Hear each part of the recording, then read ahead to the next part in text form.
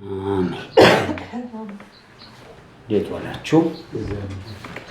እስቲ የገባችሁ ያላችሁን ጨምር።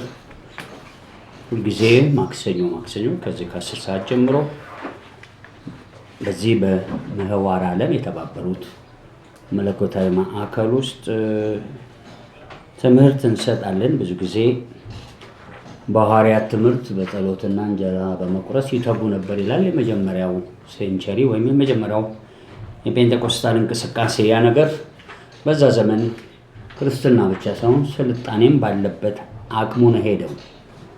ዛሬ ትልልቅ አዳራሾች፣ ዩናይትድ ኔሽን፣ አፍሪካ ህብረት ሀገሮች እንኳን ድሮ እንዲህ አልነበሩም። የሮማ መንግስት እንዲያው እንዲህ የተወሳሰበ ነገር የላቸውም። አሁን ዓለም ሰልጥና ከነኚህ ከምንላቸው ዓለም አቀፍና አህጉር አቀፍ አንድ ሀገርም የራሷ ምክር ቤት አላት፣ የጠቅላይ ሚኒስቴር ቢሮ አላት። ከዛ ህግ አውጭና ህግ አስፈጻሚ የሚባሉ እያለ ጠለቅ ያለ የመዋቅር ስራ አላቸው። እሱ ውስጥ ፖለቲካል ሳይንስ፣ ሶሻል ሳይንስ እና አልፎ ተርፎ ኢኮኖሚ በሚባል የኢኮኖሚ ትምህርት እስከ ፕሮፌሰር ይሄዳሉ። ይህ የዚህ ዓለም መልክ ነው። የዚህ ዓለም መልክ የሚባለው መጽሐፍ ቅዱስ ሰው ክፉ ደግ አውቆ ከኤደን ገነት ከተባረረ ወዲህ በክፉ ደግ ማንነቱ ያሳደገው ይህን ተምረናል። ከጋርዮሽ ስርዓተ ማህበር አሁን ወዳለንበት አሜሪካኖቹ ወደ ካፒታሊዝም እና ኢምፔሪያሊዝም ወደሚለው በጣም ብዙ ቢሊዮነርስ የበላይ ሆነው የሚኖሩበት ማለት ነው። ትንሽ እየተሞከረ የነበረው እግዚአብሔር የለም ስለሚል እንጂ ሶሻሊዝም እና በኋላ ኮሚኒዝም ሁሉ ሰው እኩል ነው፣ እንደየአቅሙ በተለያየ እውቀት ይሰራል፣ ሁሉም እንደየችሎታው ይሰራል፣ እንደየአቅሙ የሚበላበት ሰው ሁሉ ምን የሆነበት እኩል የሆነበት ተብሎ የተሞከረ በዚህ በዋርሶ ወይም ራሻና አካባቢ የጀመረ ያ ሲስተም ዛሬም አለ። ቻይናዎች በዛ ነው የሚንቀሳቀሱት። ዞሮ ሁሉም ከዓለም ነው። ወዴት እየሄድኩ ነው? ያወጣችሁ እስኪ ትንቢተ ሆሴዕ ምዕራፍ 9 ቁጥር 10 ላይ ትሄዳላችሁ። ያወጣችሁ። ስለዚህ በእኛ ዘመን ደግሞ እንዲህ አይነት ትልቅ ኦፊስ ከፍታ ቤተክርስቲያን እንዲህ አይነቱን ታላላቅ ስራ መስራት ነበረባት። እኛ ሀገር በላስቲክ እና በምን የነበረ አዳራሽ ብቻውን ዋጋ የለውም። መንፈሳዊ ህንፃውን ነው የምንፈልገው። ትንሽ በመዋቅር ደረጃ ቤተክርስቲያን እንድትሰራ ይፈለጋል። የመዋቅሩ ጥልቀት ደግሞ ሐዋርያቶች እንደጀመሩት አይደለም። ሐዋርያቶች ኢየሱስ ክርስቶስ ሐዋርያና ሊቀ ካህን ሆኖ መጥቶ 5ቱ ሚኒስትሪዎች በሚል የተከፈቱ ናቸው። ድሮ በብሉይ ኪዳን ነቢያትና የነቢያት ልጆች በሚል መዋቅር ነበረ። ከነሱ በላይ አጋጣሚ እስራኤሎች ንጉሥ ስለፈለጉ ደግሞ ንጉሥ ከና አስተዳደሩ በዚህ በኩል ነቢያት አሉት፣ በዚህ በኩል አማካሪ አሉት፣ ኤፋድ የሚጠይቅለት ካህን አለ፣ ይቀጥላል። መዋቅር ነው እያነሳው ያለሁት። ስለዚህ በአሁን ዘመን ሐዋርያዊ ትምህርት እንደሚሰጥ ትንሽ በሞ እንደው ለማስቀመጥ ያህል ማርቲን ሉተር የወንጌል ስብከት ነገር ጀመረ። ከዛ ወንጌላውያኖች ብቅ አሉ እያለ ከ1500 በኋላ እድገቱ ወደ መጋቢዎች ተነሱ፣ አስተማሪዎች። አብሶ በ1901 ጀምሮ አዞዛ የተነሳው ፔንቴኮስታል እንቅስቃሴ ልክ 2000 ዓመት ላይ ሐዋርያቶች በየዓለማቱ ላይ ብቅ አሉ። ማወራው ዛሬ አፕሪል 1 ነው 2005። ለ2005 ስንተኛ ወር ላይ ነን? 4ኛ ወር ላይ ነን። እና ትንሽ ብንዘጋጅ ጥሩ ነው። በዓለም አቀፍ ደረጃ እግዚአብሔር ሊሰጠን የሚፈልገውን መልእክት ማስቀመጥ ስለምፈልግ እዚህ የምታዩንም እዚህም በሞ ያላችሁ ይህ ብቻ አይደለም። በእምነት ነው የምንሰራው።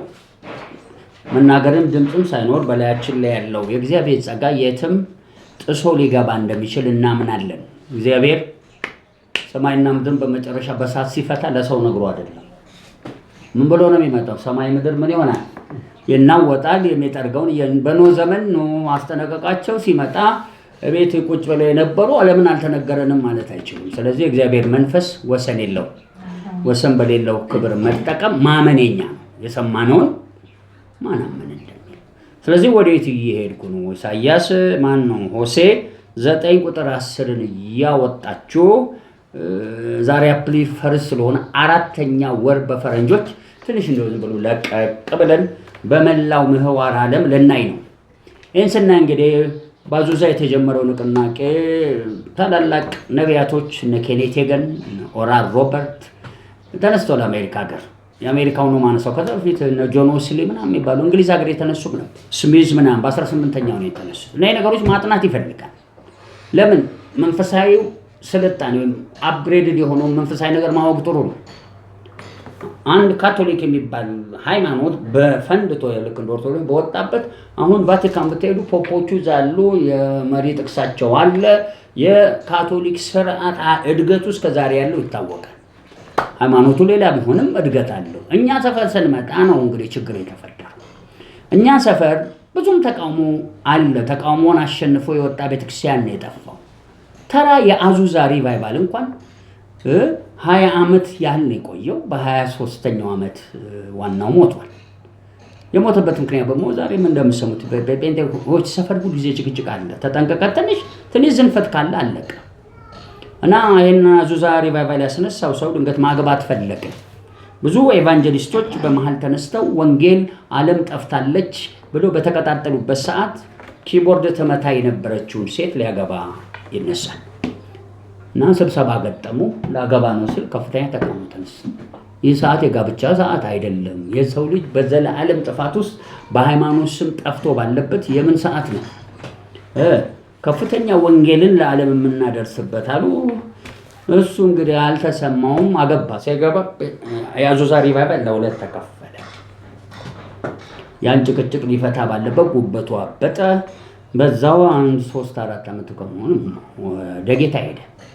ከዛ የነገር ሚስቱ ልትይዘው ሞከረች። ቤቱን አዙዛን በጊዜው የሸጠለት ሰው ደግሞ በፍርድ ቤት ከሰሰው። ክፍተቱ ያመጣው ነው። ልክ መጥምቀ ዮሐንስ ሄሮዶስ አንገቱን እንደቆረጠ ከዛ ከፍተኛ ጭቅጭቅ ተነስቶ ዳኛው ራሱን አመመው። መንፈስ ነው ያመመው። ራሱን አመመው። ምን አለ? እሳት አደጋና ግሬደር አምጡና አዙዛ የሚባል ቤት ምን እንዲፈርስና መንገድ እንዲሆን ፈረደ። እንዲህ አይነት ፍርድ ተሰምቶ አይታወቅም በአሜሪካ። የአዙዛን ሪቫይቫል ስሙን ለማጥፋት አሁን መንገድ ነው፣ ቤቱ የለም፣ ፈርሷል። ትዝ ይላችኋል። አንዳንድ አሁን ሐዋርያው ታምራት የሚባል ሰው ቤኒንን ሊጎበኝ በሄደ ጊዜ አዙዛ ሄዶ ነበርና በቪዲዮ አሳይቷል። አዙዛ የቱ ነው ብሎ ሲጠይቅ የለም መንገድ ሆኖ። ስለዚህ መንገዱ ላይ ተንከባልዬ መጣዋል። ምክንያቱም ያንን ሪቫይቫል ብዙ ሰው ያስበዋል። ያው ልክ የኢየሱስን መቃብር ሰዎች ሄደው እንደሚያዩት የአዙዛ ሪቫይቫል በሰዓቱ በቃ አብቅቷል። እዛ ላይ ግን ጥሩ ነው። ሰው ባመነበት እግዚአብሔር ሊነካው ይችላል። ወዴት እየሄድኩ ነው? 2000 ስንት ነን አሁን? 25 በመቆየበት 125 ዓመት የዛ የአዙዛ ሪቫይቫል መጋቢዎች ወጥተዋል። ጠንካራ አስተማሪዎች በዓለማችን ላይ ወጥተዋል። ፔንቴኮስታልን ያደራጁ። ለምንድን ነው ያነሳዋለሁ? የፔንቴኮስታል እንቅስቃሴ ልክ እንደ አንድ መንግስት ትልቅ መንግስት መሆን ነበረበት። ኢየሱስን ለማምጣት የሚንቀሳቀስ መንግስትና ካህናት የሆነ በጣም ሰፊ ልክ እንደማንም አሁን ካቶሊክ ካፒታላቸውን በሰሙ በየቦታው ያላቸው ህንፃ እንደዚህ ሲሰማ ያ ሰይጣን ባለቤት ሆኖ ይስራው እንጂ እግዚአብሔር ባለቤት ሆኖ የለውም ወይ ነው። ሐዋርያቶች ያው መጣቁት የተቀበሉት አንድ ነገር አለ። በትንሣኤ ዓለም ውስጥ ይኖሩ እንጂ ኢየሱስ እንደሞተው ነው መሞት ያለብን ብለው ያምናሉ። ስለዚህ ኢየሱስ ይሄን ቤተ መቅደስ አፍርሱት በስንተኛው? ስለዚህ ሐዋርያቶቹ ስለ ቸርች ጭንቀትም የላቸው መሰዋት ብቻ ነው ያዩትን መሆን የፈለጉት። አደራጅተው ለሚቀጥለው ትውልድ በሚችሉ ሰጥተው በየቦታው ተሰቅለው ሞተዋል። ጴጥሮስ ተዘቅዝቆ ገሌ እንደዚህ ሆኖ እንደዚህ ሆኖ። ለምንድን ነው ማነሳው? ያነሳ ያለሁት እዚች ሀገርም ከአዙዛ ጀምሮ ትንቢት ተነግሯል። አዙዛ ላይ ተነግሯል። አንድ ኢትዮጵያ የምትባል ሀገር ውስጥ ምን ይነሳል? ንቅናቄ። የአዙዛ ሲነገር እርግጠኛ የዛሬ 100 ዓመት አጼ ምኒልክ በፊት በነበሩ ዘመን የሆኑ ሚሽነሪዎች መጥተው ነበር በደቡብ በኩል። ከዛ በዚህ በወለጋ የተወሰኑትን በፈረስ አስኪደው ገለዋቸዋል። ከዛ ግን ያ ነገር ዘሩ አልጠፋም እያለ ኢትዮጵያ ውስጥ ንቅናቄ በኋላ ድሬዳዋ የሚባለው በጣም የታወቀው ጅማ ላይ ነው። የጅማ ወንደሰን ይባላል። ትንሽ የመንፈስ ቅዱስ ንቅናቄ እዛ ወረደ። ሚሽነሪዎች ፈረንጆች በነበሩበት ቦታ የመንፈስ ቅዱስ መገለጥ 70 ዓመት አይሆነው 60 ወይ 70 ዓመት 80ም ሊሆን ይችላል። ቀኑ አይደለም ዋናው። ብቻ ሪቫይቫሎች ኢትዮጵያ ውስጥ ፈነዱ። ከዛ ወደዚህ መጡ። ወዴት? ወደ አዲስ አበባ ማይግሬት አደረገ። በዛ መሀል ጴንጤቆስጣ በጣም አይታወቅም። የምታውቁት ነው። መሰክሱስ አሁን 50 ምናምን ዓመቷ ነው። መካነ ኢየሱስ በዚህ መልኩ ዝም ብላ በሉተራኒዝም ዝም ብሎ የመንፈስ ቅዱስ ሙላት በሌለበት እነ ቄስ በሌና የመንፈስ ቅዱስ ሙላት ይቃወሙ ነበር በጊዜው። ከዛ በኋላ መሰክሱስ ውስጥ ዳንኤል መኮንን የሚባል አሁን ሐዋርያ ተብሎ የሚጠራ እሱ ላይ የተንቀሳቀሰው ቅባት ጴንጤቆስጣል ትንሽ የዛሬ 60 ዓመት በደንብ ሊወጣ ሆነ። እነሱ በተሰጣቸውና በአቅማቸው ሪቫይቫል በመሰክሱስ በኋላ ጸጋ ስጦታ ጭቅጭቅ ተነስቶ ሽማግሌዎች ልክ እንዳሁኑ ሰሞኑን አገደ እንደሚባለው አይነት ሰሞኑን ካውንስሉ ማን የሚባልን ሰው እዩ ጩፋ እንደው ፊት ከተሰጣቸው ገና ሌሎቹ ላይ ይሄዳሉ። ታምራት ታረቀኝም ጋር አይቀሩም። ጭቅጭቃቸው በብዙ መልኩ ነው። ምን ያህል ያስኬዳል ይሄ መጸለይና ማወቅ ይፈልጋል። ሁሉ እዛ ውስጥ አልገባም። ለምን አልገባም? እኛ የምንፈልገው ሪቫይቫል ነው። ሲያመኝ ማንም ስላገደ ስላልታገደ ምናምን ሳይሆን የሪቫይቫሉ መልክ በመሆን ፈልገዋል። የዚህ ዓለም መልክን የሚያንቀሳቀስ ሪቫይቫልማ የተማገሩ ተነሱ። አሜሪካኖች የመታወት ብልጽግና ያመጡት ፕሮቴስታንት እምነት በጊዜው በ18ኛ ሴንቸሪ ንቅናቄ በነበረበት ሰዓት ብዙ ችግሮች ነበራቸው። ልክ አዙዛ ላይ ከተነሳና የወንጌል ክብር በሙሉ ቤተክርስቲያናትን ከያዘ ወዲህ ነው ይሄ ሀብት የሚባለው ነገር አሜሪካንን ሊጥላት የተራመደው። ሀብት ብቻውን መጽሐፍ ቅዱስ አይደግፍም። ጴጥሮስም ጳውሎስም ዋናችንማ ምንም ጥያቄ የለም። ዋናችን ይሄን ቤተ መቅደስ አፍርሶ እዛ አዲስ ሰርቷል። በቃ እዛ ነው የምንኖረው። እዚህ አኗኗራችንን እነ ጴጥሮስ የራሳቸውን ብለዋል። ዝም ብለን እንትና አሉ በሚል አናምንም። ዛሬም የእግዚአብሔር መንፈስ ይናገራል። በኢየሱስ ተናግሯል። በጴጥሮስ የራሱን ተናግሯል። በማን በጳውሎስ። እኛ ደግሞ ለራሳችን ዘመን እኛ የእግዚአብሔር መንፈስ አብሮናል። ለዚህ ዘመንና ትውልድ ስለሚሆነው የገንዘብ እንቅስቃሴ መናገር አለብን። ዞሮ ዞሮ የዚህ ዓለም መልክ የእግዚአብሔርን ቤት አይሰራም። የዚህ ዓለም መልክ አንዱ ገንዘብ ነው። ሁለተኛ የሥጋ ትዳር ነው። ሶስተኛ የምድር አስተዳደር፣ ለቅሶ፣ ደስታ። ይሄ ዓለም ላይ እንትና ወለደ እንትና ሞተ የሚሉ ነገሮች ኃላፊ እንደሆነ ኢየሱስም አስቀምጦታል፣ እነ ጳውሎስም አስቀምጦታል። ምን መሰላችሁ? ጊዜው በጣም ውስን ስለሆነ የተደራጀ ክርስትናን አልያዝንም። ያን የተደራጀ ክርስትና ለመያዝ ከአንተ ጀምር። አንተ ቁጭ ብለህ ጠንክረህ ሰምተህ አድገህ ለዛ በቃ ቁጭ ካላልካ ፕሮፌሰር የምትሰሟቸው ኒክለር ቦምብ የሰራው ሰው የምትሰሙት አኔስቴዥያ ያሰራው ሰው እኔ ሰዎች በጣም ጊዜ ወስደው መስዋዕቱ ቀንም ሌሊትም ሲሰሩ አድረው ክርስትናችንን ዝም ብለን ለ3 ደቂቃ ወይም ለ2 ሰዓት ቁጭ ብለን ክርስትና ለውጥ ያመጣል ብትለን አያመጣም። ለምን? ሰው ለተሰጠበት ለዛ ነው የሚኖረው።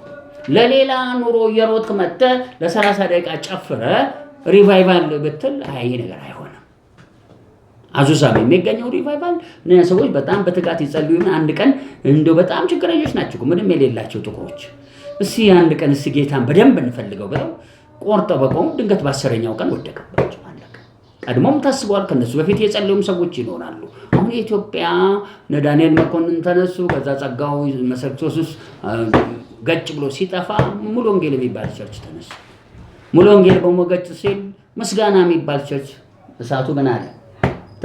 ከዛ ማራናታ የሚባል ከዛ ቶማስ ፌዛርቤና ሬማሚ እሳት ይወጣል ይጠፋል።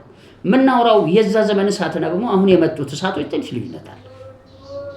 የዛ ዘመን እሳቶች ከገንዘብ ጋር ይገናኛል። አሁን ቶማስ ጎይተር እዚህ ላይ ይጠፋል፣ ካንሰር ይፈወሳል፣ የተለያዩ የፎስ በደንብ ልምዶች ነው። ወደ ጌታ ዳኑ እንጂ ስለ ሀብት ስለ ገንዘብ የሚባል ስብከትም አልነበረም። ጥሩ ህዝቤን አበልጽጉ የሚል አንድ ዊነር ቸርች የሚባል ዘሳማን ነው ናይጄሪያ ሬማ የተቀበሉ ሰው ነበር። ዴቪድ ኦዲዮፕ ይባላል። አሜሪካ ሀገር እምነት አስተምር ተብሎ ኬኔት ሄገን የሚባል ሰው ምን ተብሎ ሬማ ይቀበላሉ። ትንንሽ ሬማዎች ይባላሉ። አሁን አደራይቶ የሚያንቀሳቀስ ቤተክርስቲያን ያጣ ነው።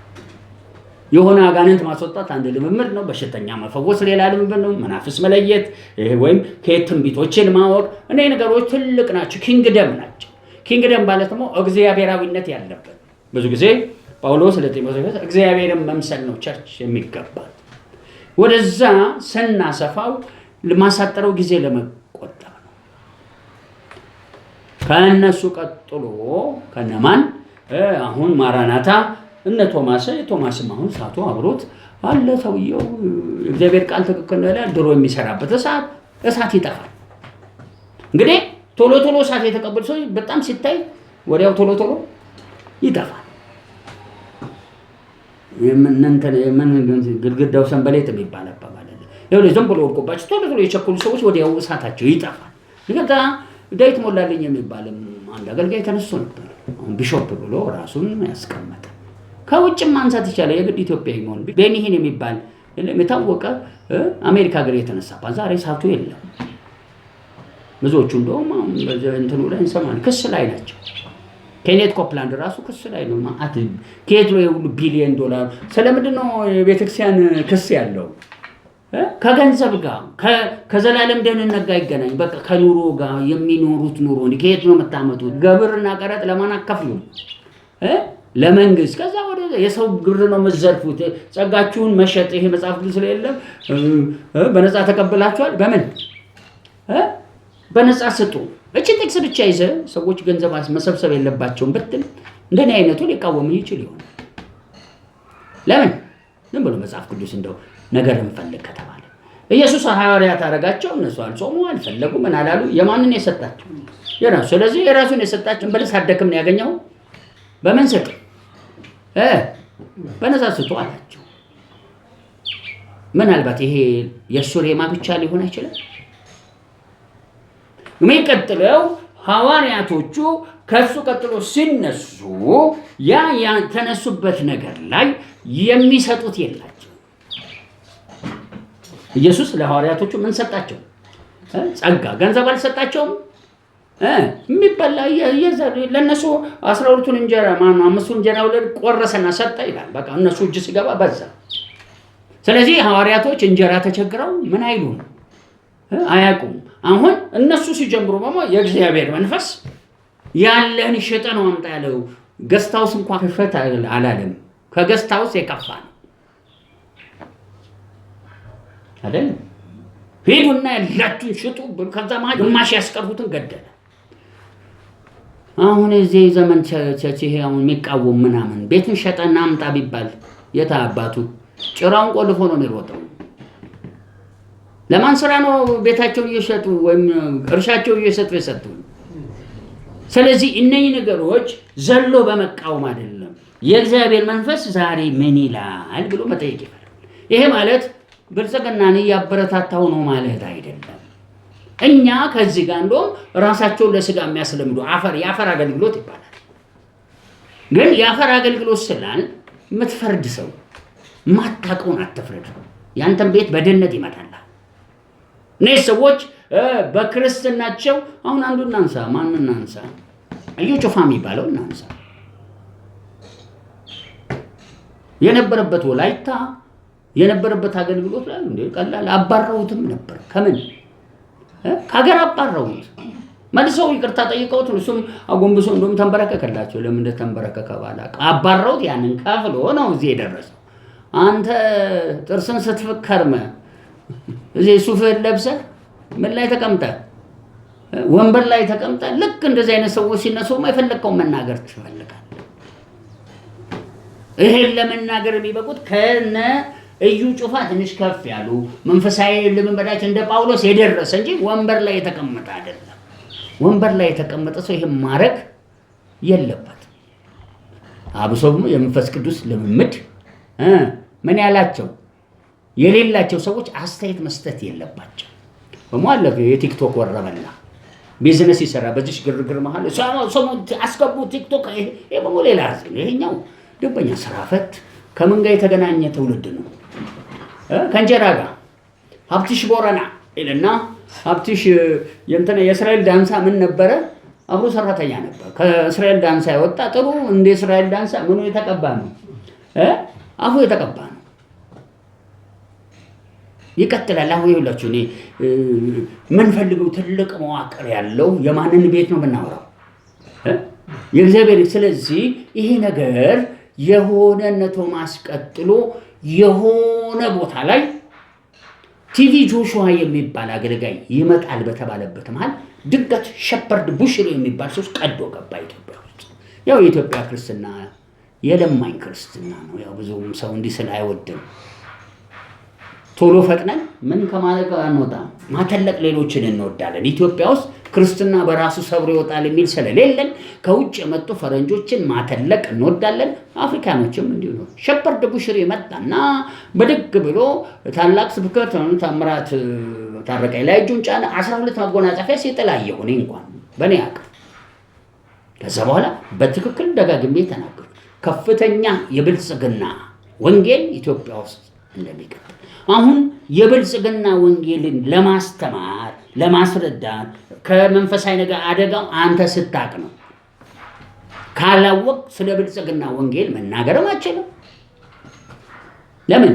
የብልጽግና ወንጌል አሁን የምንለው ብዙ ጊዜ ራስን ለስጋ ማስለመድ ወይም ብዙ ጊዜ የዚህ ዓለም መልክ ያለው ወንጌል ምንድነው?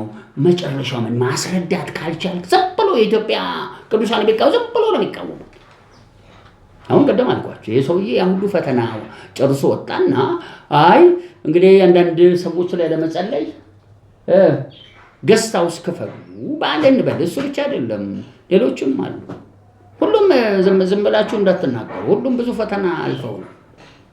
አሁን ለምሳሌ ደረሰ የሚባል የደረሰበትን መከራ ብትሰሙ በጣም ትደነቃላችሁ። ግን ታዲያ የቀደሙ አባቶቻችን እኮ እንዲሁ ደርሶባቸው ነው። ምንም ጥያቄ የለው። ቶማስ ከፍተኛ ተቃውሞ ነበር። ዘውዴ ሐዋርያው ዘውዴ ከፍተኛ የኔ ሰዎች ተቃውሞ ነገ ጸጋቸውን ለማስጣል ሰይጣን ተገዳደራቸው። አሁን ነኝና አሁን በሞ የምን አገልጋዮች ተባሉ የብልጽግና ተገዳድራችሁ ብንጥላቸው ወይም ህዝቡ ቢጥላቸው አንተ የምታቀርበው ከሌለ ነው እኮ ችግሩ። ቅዱሳን ምንም የሌላቸው ሆኖ እንዲቀመጡ ነው የምትፈልገው ነው? አንተ ይዘህ ትወጣለህ። ሮናልድ ቦንኬ ኬንያ ውስጥ 3 ቀን ኮንፈረንስ አደረገና ማዕት ህዝብ ዳነ። በቃ ደረ የተነቃቃ ቸርች ሂዱ አሏቸው። ብዙዎቹ የሄዱበት ቸርች መንፈስ ቅዱስ እንኳን የተሞሉ ቸርቾች አልነበሩ። ስለዚህ አንዳንዶቹ ኢየሱስን አየን ነጭ ለበሱና ተከተሉኝ ብለው የራስ የቦንኬ ልጆች ሁሉም አሳቱ። ምን ስላልነበር በኬንያ ምድር እስቲ መጋቢዎች አልነበሩ። አሁን ኢትዮጵያ ውስጥ ይሄ ሁሉ የሚቃወም ሰው እነዚህ ሰዎች ያለፏትን መከራ እንኳን አልሞከሩ። ታዲያ እንደደረሰ ነው ትክክል እየሰሩ ነው ወይ ተብሎ ሲጠይቅ ሁላችን በየደራችን ስንናገር ታዲያ አፋችንን ስንናገር ራሳቸው ለስጋ ማስለመድ ብቻ በቂ አይደለም። ጳውሎስ ሁለቱንም ይናገራል። ራሱን ለስጋ የሚያስለምድ ለጊዜው ነው፣ ራሱን እግዚአብሔር በምሳሌ የሚያስተምር ብሎ እሱ ሁለት የተለያየ አገልግሎት አለ እንጂ ዘላችሁ ምናቸው ዝግንባራቸው ምቱ አላለም። ይናገራል። ለብዙዎች ስለ ገንዘብ ሲጨቃጨቁ ወይም ገንዘብን መውደድ የምን ሁሉ ሰር ነው፣ ራሳቸውን በዛው አስወጉ ብሎ ይናገራል። ታዲያ ወዴት እየሄድኩ ነው? ይህ ሁሉ ለትልልቆቹ ነው። ትልልቆች ማለት ምናልባት እንደኛ አይነቱ አሁን በብዙ ዓመት የቸርች ቆይታ ያለን ኢትዮጵያ ውስጥ ዛሬ አይደለም እኔ የተናገሩ ዩበርት ኤንጅል የተባለ ሰው ሲመጣ ደግሞ መና የዳይመንድ መና ሲዘንባየው ከዛ ተናገሩ። ኢትዮጵያ ውስጥ ከፍተኛ ብልጽግናን የሚያንቀሳቅሱ ምኖች ይነሳሉ፣ አገልጋዮችና መንጋዎች። አሁን አንዱ ሚራክል ይባላል፣ ፕሮፌት ሚራክል። ሁሉንም ሰው እዛ ጋር ኢቭን ከቤንሻንጉል የመጣ ሰው ያለህበት መሬት ወርቅ አለው ቆፍረና አውጣ። ሰውየው እንዲህ ያለው እኔ መካነ ኢየሱስ ነኝ የምፈልገው አገልግሎት ነው አለው። አይደለም ወርቅ አለ። አሁን መምረጥ እሱ ነው። ራስን ለስጋ ማስለመድና ለምን እግዚአብሔርን መምሰል። ግን ልጁ የተናገረው ውሸት አይደለም። አሁን እንግዲህ ታዲያ አንድ መንፈሱ ሁለት አይነት አገልግሎት አለው ተጽፏል። ራስን ለስጋ የማስለመድ አገልግሎት አለ። ማንን የመምሰል? እግዚአብሔርን የመምሰል። ለዚህም ደግሞ ለወዲያኛው ይጠቅማል። ምርጫ ያንተ። ከዛስ ስለ መዳንና ለመዳን ደግሞ የሚቀጥለው ጥያቄ የአዋቂዎች ነው። ሰዎች ራሳቸውን በስጋ ቢያስ ለጊዜያዊ ነገር ቢኖሩ ይድናሉ ወይ? የመመለስ ያለበት ጊዜያዊ ነገር ገንብተህ እዚህ ዓለም ላይ የሚፈርስ እሳት ሲመጣ የሚበላው ወደ መንግስተ ሰማያት ስትሄድ ደሞዝ ያለው ይመስልሃል? የገነባቸው ሰዎች እኮ ድነዋል። ልክ እንዳንተ የዚህ ዓለም መልክ ያላቸው ናቸው። የዚህ ዓለም መልክ ይዞ ሰው ይድናሉ የሚል ጥያቄ ቀስ ተብሎ ዲስከሽን ምናምን እንደሚባል መሰጠት አለበት እንጂ ዝም ብለህ መጥተህ መፍለጥ ምንም ጥቅም የለውም። እኔ ሀብትሽ ቦረና ነኝ፣ እኔ እንትና ነኝ፣ ያንተን እንትና እናንተና የእግዚአብሔርን ቤት ላይ ሰራ ይችላል። የሚሰራው በቅጡ ተብራርቶ ፓናል ዲስከሽን ይባላል። ትልልቅ ማይረባ አፍሪካ ህብረት ስብሰባ ያደርጋል። እስቲ አሜን። ቅዱሳን ተሰብስበው ታላላቆቹ ታናናሾችም ቀስ በሚረብሽ አይደለም፣ ቀስ ተብሎ አንዱን ካንዱ በዚህ ቅዱሳን መጽሐፍ የሁላችን እኮ አንድ መመሪያ ነው አርጎ እንዴት ይሻላል መና ዝንቦ ሄደ የዳይመንድ ኢትዮጵያ ውስጥ ብልጽግና ወደ እግዚአብሔር እንዴት እናስጠምዝዘው አይሻልም? ምን ከማድረግ ከመፈንከት ቡሽሪ መጥቶ 12 መጎናጸፊያ ልክ እንተመለበት ቆጥሯቸው በጣም በከፍተኛ ደረጃ እንደ ቡሽሪ ባለጠጋ የሆኑ ነቢያት ተነስተው መጨረሻቸው ምንድነው? የገንዘብ መጨረሻ መቼስ ብዙ ክብር የለው። ታዲያስ ብዙ ክብር አረቦች እስኪሞቱ ድረስ ክብር የላቸውም ያላቸው እስኪሞቱ እንደውም 20 ዓመት ምናምን በመድኃኒት ይቀመጣሉ አርጅተው። ኃጢአተኛ አይኑ ከወፍሮ ከፍ ብሎ አየሁት ቀና ነበር ይላል ዳዊት። እንኳን ግን ድጥ ስፍራ ላይ ነው ያሉት ይላል። ሀብት መጽሐፍ ቅዱስ ብልጽግና የጸና ግንብ ነው ይላል። ጌታ ነው ይለዋል ኢየሱስ። ስለዚህ ገንዘብ ሰብስበው እስከ መጨረሻ ሊያሸንፉ ይችላሉ፣ ግን ዘላለማዊ ነገር ላይ ነው ጥያቄ። ይህንን ሁሉ ለመስራት መቀባት፣ ይህን ነገር ለመናገርና ለማስተካከል አሁን ዳይቨርዥን ይባላል። እንደዚህ የሳቱትን ለመመለስ የሚጠቅም እንጂ ፈንካች አገልጋይ አንፈልግም። መቻነሰን ዓለም መጽሐፍ ቅዱስ ይላል የሚያስጨንቅ ዘመን፣ የመጨረሻው ዘመን ምልክት። ሰዎች እርስ በርስ ምን ይሆናሉ? ይጋደ ብሔር ለብሔር፣ ህዝብ ለህዝብ፣ መንግስት ይሄው እየተጫረሰ ሱዳን እየተጫረሱ ሳውት ሱዳን ብዙ ጥሎ እየወጣ ነው። ጦርነት በፊታችን ነው። ሶማሌ ሰውየው መሪው ተሞክሮ አሜሪካኖችን እየለመነ ነው። ይሄ ነገር አፍንጫችን ላይ ነው ያለው። ኢትዮጵያ ውስጥም በዚህ በአማራ ሀገር ጦር ትግራይ ጨረሱ። አሁን ኢትዮ ኤርትራ ጦርነት ውካውጭም እየተነገረ ነው። ብዙ በጨለማ ያለ ስራ አለን። እዚህ ስንፈነካከት ሰይጣን ምን ይወስዳል? አድቫንቴጅ አዩ ጩፋ በመሳሪያ ታጀበ እና ምን እናርግ? ምንም እኮ የሚመለከተንም ነገር አለ። ካውንስሉ ይመለከተዋል እንዴ? ለምን በፈረስ እንደ ሰርገኛ አርገው እንደው ያው ሰርገኛ አርገው የምን ልብስ አልብሰውት የሙሽራ ማን አገባ? ምን አገባቸው? ምንም እኮ የሚያገባ ነገር የለም። የጌታ ስም ይሰደባል። እኔ ምኑ ላይ እንደሚሰደብ ነው ያልገባኝ። ምኑ ላይ እንደሚሰደብ ይሄ ከተነጋገርን መነጋገር ያለብን ራስን በስጋ ማስለመድና በምን እግዚአብሔርን መምሰል መሃል እንዴት ይሻላል? ህዝቡ ወደ ስጋ ፈቃድ ሄደ። ራስን ወደ ስጋ ማስለመድ ብዙ ዓመት ነፍሳችንን መስዋዕት አድርገናል ብሎ የእምነት አባቶች እግዚአብሔር ፊት መጸለይ እነሱ ሰው ሁሉ ጥርግርግ ብሎ ምን እንዳይጠፋ ይሄን ማድረግ ሲገባ እርስ በርስ ጦርነት ገጥሞ ዛሬ አሁን በቃ ባንክ በሞ ተዘጋ። የቸርቹ ባንክ ሊቀጥሉ ነው ጦርነት። ዛሬ እንጸልይበታል። እንግዲህ ታዲያ ወደኛ እንጠቅልለው። ሐዋርያቶች በፈረንጅኛው በ1980 ጀምሮ ዓለማችን ላይ ሐዋርያቶች ብቅ ማለት ጀምሮ ልክ በፈረንጅ 2000 ላይ ቸርቾች በጣም በትልልቅ መዋቅር አንዳንዶቻችን እረኛ የሚባል አገልግሎት አለ። አምስቱን ፋይቭፎልድ ሚኒስትሪ ይዞ የእግዚአብሔርን ሙላት የሚገልጹ በመሆን እንደ እግዚአብሔር የሚመስሉ ሰዎች ይነሳሉ የሚል አስተምርቶ በየቦታው አሁን ተቀስቅሶ ነው ያለ። ኢትዮጵያ ውስጥ ብቻ አይደለም። የእግዚአብሔር አብን የልጁንና የመንፈሱን መልክ የሚይዙ ተዛ ለወንጌል ልክ አማልክት ላይ የሚፈርዱ ሐዋርያቶች እየተባሉ ወደታች ያለ መዋቅር አለ ወደሚል ነው የመጣ። ሰው እቺ ወንጌላዊ መቀበል አቅቶታል። ከወንጌላዊ አልፎ ምኖች መጋቢዎች ለቤተክርስቲያን ተሰብስበው በሽማግሌ ነው የሚመሩት ብለው ያው ጳውሎስ ከጊዜ ማጣት የተነሳ ምኖች ስለሾመ ሽማግሌዎች ቤተክርስቲያን በሽማግሌዎች ስተት ነው የሚል ተነሳ። ነብይ የሚባል እንደውም የለም ድሮ ነው የነበረው። ሐዋርያማ 12 ናቸው። 12ኛው ሲሰቀል ማን ጳውሎስ 12ኛ ሆኖ ብሎ ይሰብካል። ታዲያ በርናባስ ሐዋርያ አይደለማ? በርናባስ ስንተኛ ነው? 13ኛ ነው ወይ? ቀጠል ብዙ በሐዋርያቶች በዛም ዘመን ተነስተው ስለዚህ ሐዋርያነት ዛሬ የለም የሚለው እንዳሉ እኛ እንዴት እንደምናደርግማ እንዴት እንስማማ? ይነሳል፣ አንዱ ከረባት ያደርጋል፣ አንዱ የጅማ ነው። የጅማ የሚባል አለ ደግሞ ስሙን መጥቀስ አያስፈልገኝ። የመጣና በቃ ዱላውን ይዘረግፈዋል፣ ይሳደባሉ ሌሎችን። አንድ ቋቁቻ አባር ብትለው ጥሩ ከረባት አድርጎ ቴዎሎጂ ተምሯል። ምን ከማድረግ ውጭ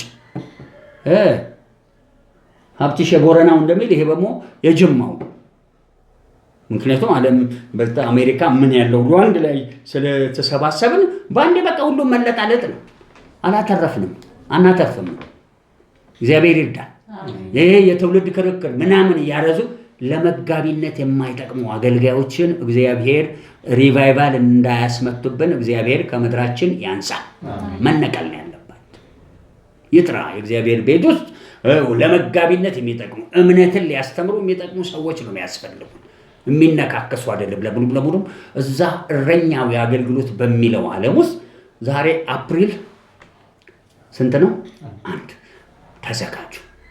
3 ወር የቆየ በ2025 ዓለማችን እየገፋች እየሄደች ባለችበት ማለት በሞ ለ4ኛ ወር ምን እንዲገባ ጣልቃ እንዲገባ ጋድስ ኢንተርቬንሽን ይባል የእግዚአብሔር ጣልቃ ገብነት ደግሞ ለ4ኛ ወር እንዲንቀሳቀስ እዛ ጋር ነው የምንቆየው። እዛ ጋር ለመቆየት የመጀመሪያ ያየሁት መልእክት ላይ ቆያል። ትንቢተ ሆሴዕ ምዕራፍ 9 አልተዘጋጃችሁበት ያው እዚህ ለምትሰሙት እዚህ ላላችሁና የሰማችሁ ላላችሁ መከተል ትችላላችሁ። እዚህም ካላችሁት እንግዲህ ለአንድም ቢጠፋ ደግሞ አንዱ ብሏል። በጣም ወኔ መጣላ ባህር ዳር ሄጄ ለዛፍና ለምንድን ነው ለበቆሎ ሰበኩ አለ። እኛ እንኳን ለበቆሎና ለዛፍ አንሰብክም። እስቲ አሜን። የውስጣችን መንፈስ ግን ይሄው አየዋለሁ፣ ደመናው የትም ይሄዳል። መልእክት 1 ቁጥር 10 ትንቢተ ሆሴዕ ምዕራፍ 9 እንደወረደ መልእክት ነው። ከዛ አንድ አስከትዬ ያስቀምጣለሁ። አፕሪል 1 2005 በእኛ መጋቢት 23 2017 ማክሰኞ ምሽት እስራኤልን ያዕቆብን አይልም ተመስገን ተለውጦ ማን የሆነ እስራኤል የሆነ በምድረ በዳ እንዳለ ወይን ሆኖ አገኘሁት ይላል። ችግሩ ልክ ምድረ በዳ የሚባል ሰው ሲሰማ የምድረ በዳ ወይን ማለት የተበላሸ ይመስለዋል። እኛ አገራችን ተራራማ ስል ብዙ ማናቀ ምድረ በዳ ውሃ ሁል ጊዜ ቅርብ ነው ያለ። ስለዚህ በምድረ በዳ የሚተከል ወይን በደንብ አድርጎ ምን ያደርጋል? ያፈራል። እችን እንድታውቁ ይበቃናል። ተቀጥል አባቶቻችሁን ከመጀመሪያው ዓመት እንደ በለስ በኩራት ሆነው በለስ የመጀመሪያው ዓመት ላይ በኃይል ነው ምን የሚለው የሚያፈራው። ቀጥሎ ባሉት ወር እየባሰ እያተረፈ ይሁን እየቀነሰ፣ ግን እስራኤልን ልክ እግዚአብሔር ሲያይ እንዲህ እንዳለው የለም ምን ይታይሃል? የለውዝ በትር መልካም አይታል ከቃሌ በስተጀርባ ምን እላለሁ እተጋለሁ እንደሚል የመጀመሪያው መልእክት እግዚአብሔር አሁንም እችን ምድር ለዓለም ዳርቻ ሲያያት ልክ እንደዚህ እንደ ምድረ በዳ ወይን ምን ይላታል? ያያታል። ችግሩ ልክ ወይም እንደ መጀመሪያ የበኩር በለስ አያት ምና በራእይ ያለ ምን ያየው በሆነ አላየም። ይህም ብዙ ጊዜ ያስቀምጣል። ትንቢተ ሕዝቅኤል ምዕራፍ 40 ላይ እግዚአብሔር ና ብሎ ወደ ደቡብ ይወስደውና አንድ ተራራ ታላቅ ከተማ ታላቅ ቤተ መቅደስ ያሳየዋል። ይሄን የሚያሳየው እግዚአብሔር ለነብዩ ነው። ለእስራኤል ያሰብኩት ብሎ ስርዓቱን ያሳየ እግዚአብሔር ክብር ሲገባ ያሳየው። ከቤተ መቅደሱ የሚወጣው ውሃ የተባረኩ እንደሚሆኑ ያሳያል።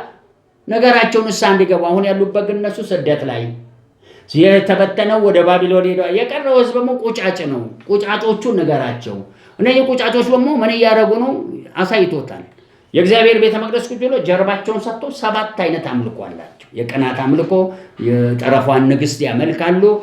ክፉ የሚመክሩ ካህናት 125 ከሊቀ ካህኑ ጋር እንዴት ሰው እንደሚገሉ የት እዛው የቀሩትም ደቃቆች። እዚህ ሀገር እኮ ልክ እንዲህ ነው አሁን ያለ ነው።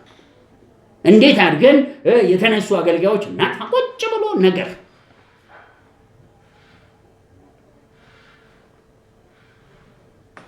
እንግዲህ አሁን እያልኳለሁ በራእይ አሁንም ምድራችን ላይ ይህ መመልከታል።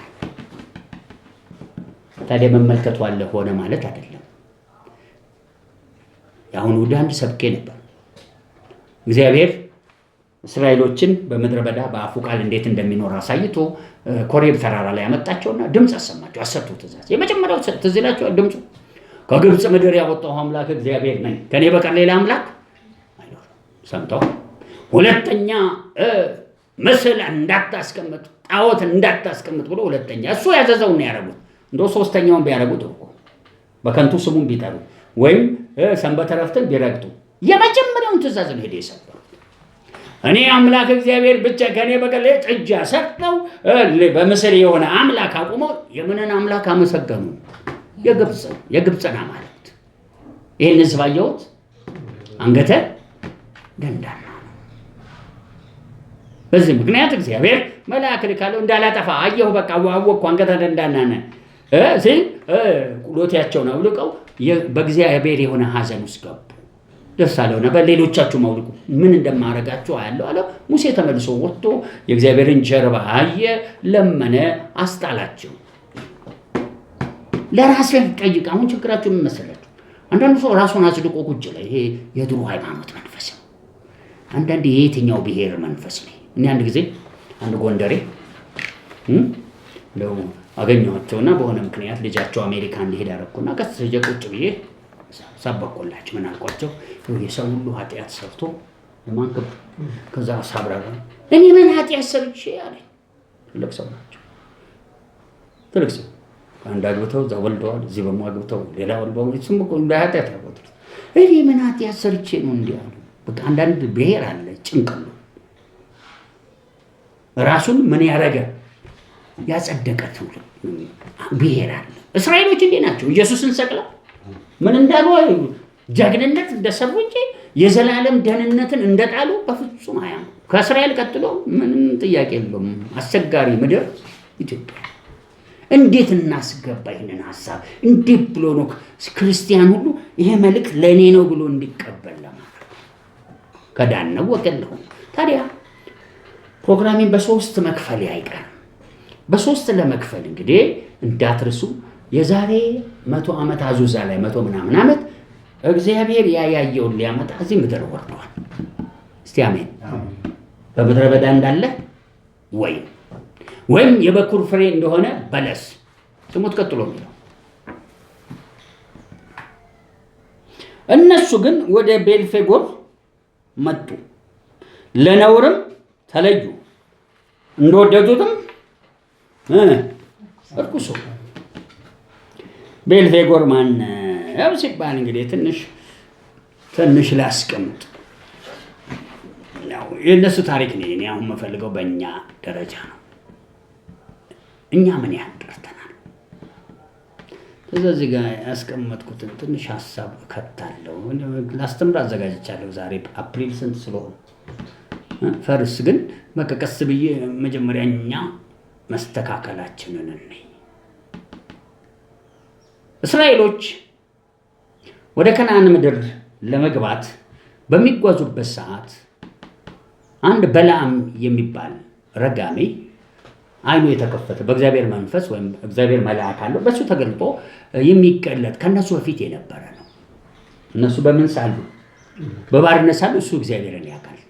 ልክ አንድ ነብይ የለም እግዚአብሔር ልኮት በመጣበት እንዳትበላ ያለው ሌላ ሽማግሌ ነብይ ያሳሳተው። ያ ሽማግሌ ነብይ ቅባቱ ተወስዷል። ዛሬ መፈራው ይሄ ነው። እንደው መልእክት ይሁን። ሽማግሌዎች አሉ ዛሬ ቅባታቸው የተወሰደ ጥሩ ሰይጣኖች ናቸው እነሱ።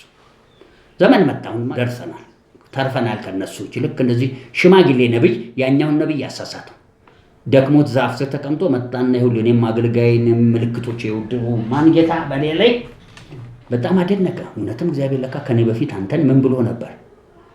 ከዛስ ይሁን አሁን ያ እግዚአብሔር ምን አለኝ አለው? እንድትበላ ደክሞሃል እንድትበላ ብሎሃል አለው።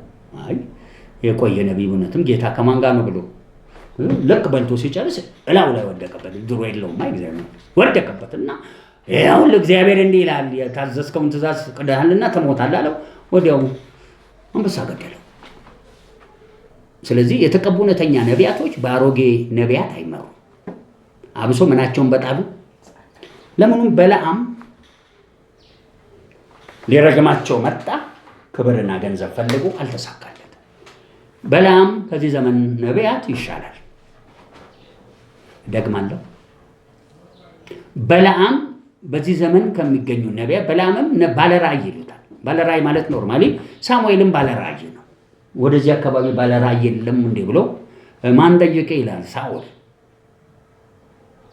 ከዛስ እሱና ሎሌው ኧረ እዚህ ያለ ብሎ ሳሙኤል ጋር ሄዱ። ባለራእይ ስለሆነ ኧረ የምንሰጠው ሳንቲም የለንም አለ። አለኝ እኔ ባሪያው ይዟል ሳንቲም ባይገርማ 2 ዲናር አለኝ ወይም 2 ሳንቲም አለኝ እንሰጣለን ብለው ባለራእዩ ጋር ገንዘብ ከፍለው ነው የሚያስሟርቱት። ባለራእዩ በጊዜው ማን ይባላል? ሳሙኤል የሚባል የታመነ የማን ነብይ። በድሮም ዘመን ገንዘብ ይሰጣል።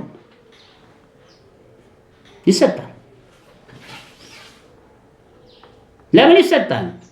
የነበሩት ነቢያት በህጉ ዓለም ነው የሚኖሩት። ህጉ ደግሞ ምን አስቀምጠዋል? አስራት ምናምን የት ነው የሚሰጠው? ቤተ መቅደስ እዛ ካህን ነው የሚበላው። ካህን የእግዚአብሔር ቤት ባዶ መሆነ የህጉ ነው የምናወራው። በህጉ ዘመን ነቢይ ገንዘብ ይቀበላል። አዲሱ ኪዳን ላይ ሲመጣ እንግዲህ ይሄ በኖት አሁን ሴሚናር ይፈልጋል። ይላችሁ አሁን ብዙ ስራ አለን። ኢትዮጵያ ውስጥ ዛሬ ከፍተኛ ጦርነት አለ፣ ብዙ በሽተኛ አለ፣ ማአት ችግር አለብን። አሁን እንዲህ አይነት ጭቅጭቅ የምንገባበት ሰዓት አይደለም። እንደኛ አይነቱ እዚህ አይነት ጭቅጭቅ ውስጥ አንገባ። እሱን ጠልተን እኮ ነው ራሱ ሲስተማችንን ሰብስበን አሁን ምን የምንልበት የእግዚአብሔርን ስም ምን ጠራበት። ያቤጽ የተባለ ሰው እግዚአብሔር ሆይ ባርከኝ፣ ዳርቻዬን አስፋ፣ ከኔ ጋር ከክፉ ጠብቀኝ ብሎ እግዚአብሔርን ጠራ እንደሚል ምን የምልበት ሰዓት ነው። ምን ጨቃጭቅበት ይሄ እንካ ሰላምታ ምድረ ህፃን ሰብስበን እንካ ሰላምታ በቲክቶክ ላይ አያስፈልግም። እንዴ ያለው ብዙ እምነታቸው የሞቱ ሰዎች እናንተ እዚህ መጣው የብዙ ክርስቲያኖች እምነት የሞቱ በዚህ ጭቅጭቅና ክርክር ስጋዊነት ነው። ያ ደግሞ ብዙዎችን ያሰለችና ምትሰሙት ነው። በአሕዛብ ቤት ብቻ አይደለም፣ በእኛ ቤት ያሉ ስንቶች ክደው ሄዱ። መካድ ብቻ አይደለም፣ አንዳንዱ በቃ ክርስትና ውሸት ነው ብሎ ጥሎ ሄዱ። እምነታቸው የተወጋ ሰዎች በትክክል ያለው በምን ምክንያት ይኸውልህ ስትቀባ ነው አስተማሪ የምትሆነው። ዝም ብለህ ተነስተህ መጽሐፍ ቅዱስን እንደፈለግህ አንድ ጥቅስ እየጠቀስክ አስተማሪ መሆን አትችልም። ለምፈልገው ስራ በርናባስና ጳውሎስን ለሐዋርያነት ለዩልኝ እንዳለ አሁንም ደግሞ ለአስተማሪነት ያልተቀባ ሰው መጽሐፍ ቅዱስ መያዝና ማስተማር ክልክል ነው። ይሄ የዓለም መጽሐፍ አይደለም፣ የማን መንፈስ ያለበት ነው? የእግዚአብሔር መንፈስ ያለበትን መጽሐፍ ደግሞ የማን መንፈስ ካልተረጎመልህ የእግዚአብሔር መንፈስ አይሆንም። የእግዚአብሔር መንፈስን ለማግኘት ስትፈልግ አንድ ዳግም መወለድ ይፈልጋል። ከዛ ደህንነት በደንብ አውቀህ መዳንህን ማረጋገጥ፣ ከዛ ተከታይ መሆንህን ተከትለው እንደምትሄድ መስዋዕትነት ሲያረጋግጥ አገልጋይ ሊያረግ ይለያል። ያኔ ነው የመጽሐፍ ቅዱስ ለሌሎች ልታስተምረች። ዝም ብለህ አዘርበጬ ትናንት ጌታን ተቀበለ። ይሄ አሁን ያሉ አንዳንድ አክቲቪስቶች ጥላሁን ጉሳ ከዛ በፊት የነበሩት አሁን ደግሞ አሉ መጥተዋል። ወጣቶች ጥላሁን ቸርች ተቀበሉ። ምንም ደቂቃም አንፈልጀባቸው። ምን ከፈቱ? ቲክቶክ ከፍቶ በቃ የፈለጋቸው እንደዚህ የሚባል ክርስትና የለም። እንዲህ የሚባል እነኛ ጸጥ ለጥ ብለው መማር ነው ያለባቸው።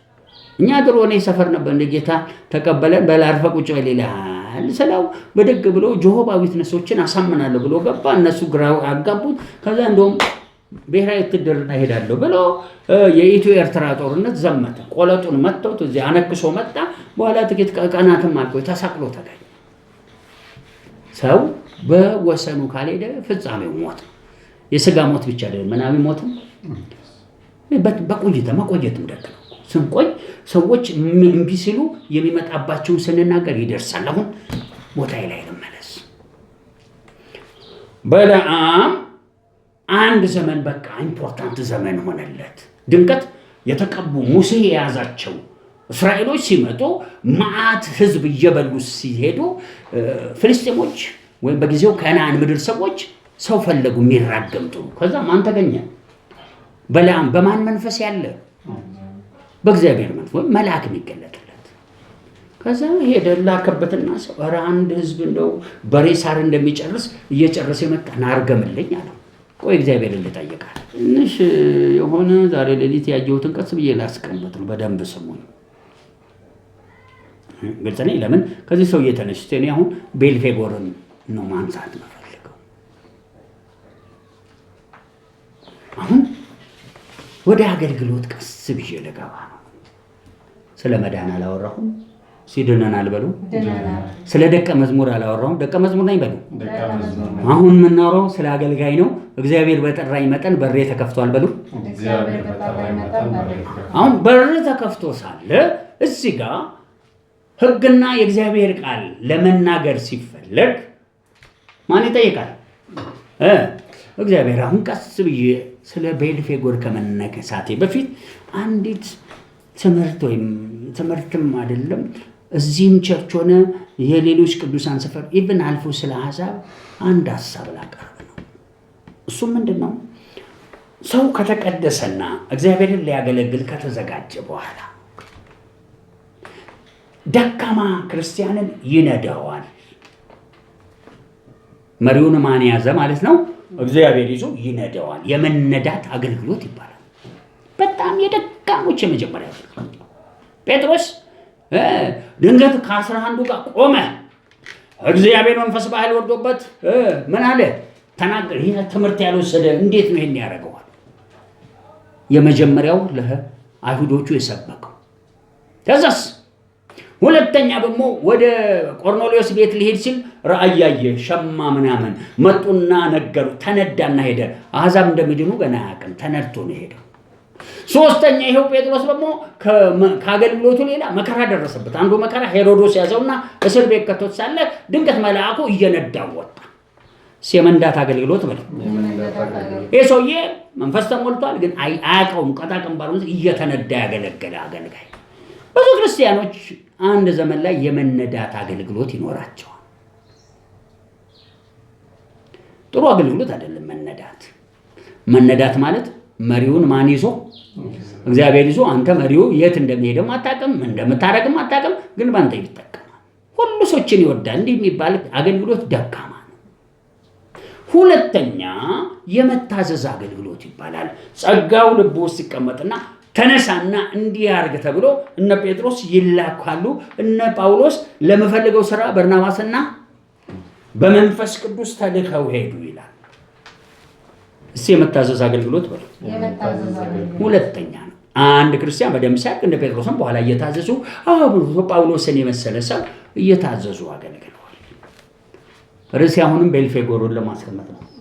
እስቲ አሜን። ሶስተኛ አገልግሎት የሚባለው ደግሞ እዚህ ቅዱሳን መጽሐፍት ላይ የተጻፈው የውክልና አገልግሎት። ውክልና የሚባላል። የሁሉ ባለቤት እግዚአብሔር አብ ነው።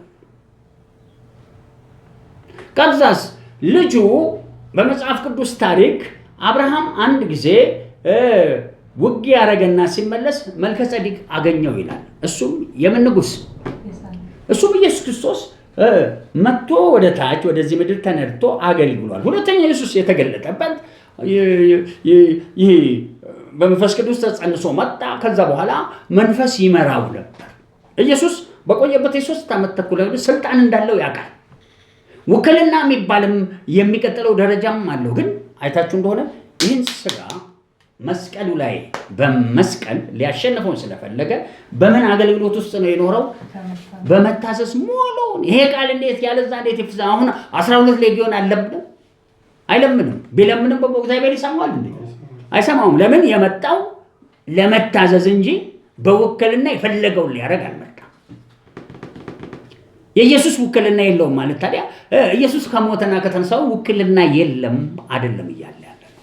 ግን ሶስተኛ እንደ እግዚአብሔር ሆኖ የመኖር ውክልና አገልግሎት ነው። ታዲያ ማነሳበት ምክንያት እዚሁ በደም ስሙኝ እሺ። ከዚህ ቀን ጀምሮ እዚህ አፕሪል 1 ዛሬ ቀን ጀምሮ ላስረዳችሁ ነው። ቤልፌጎርን እኛ ቸርቻችን አንፈልግም። የጎረምሳ መንፈስ አንፈልግም።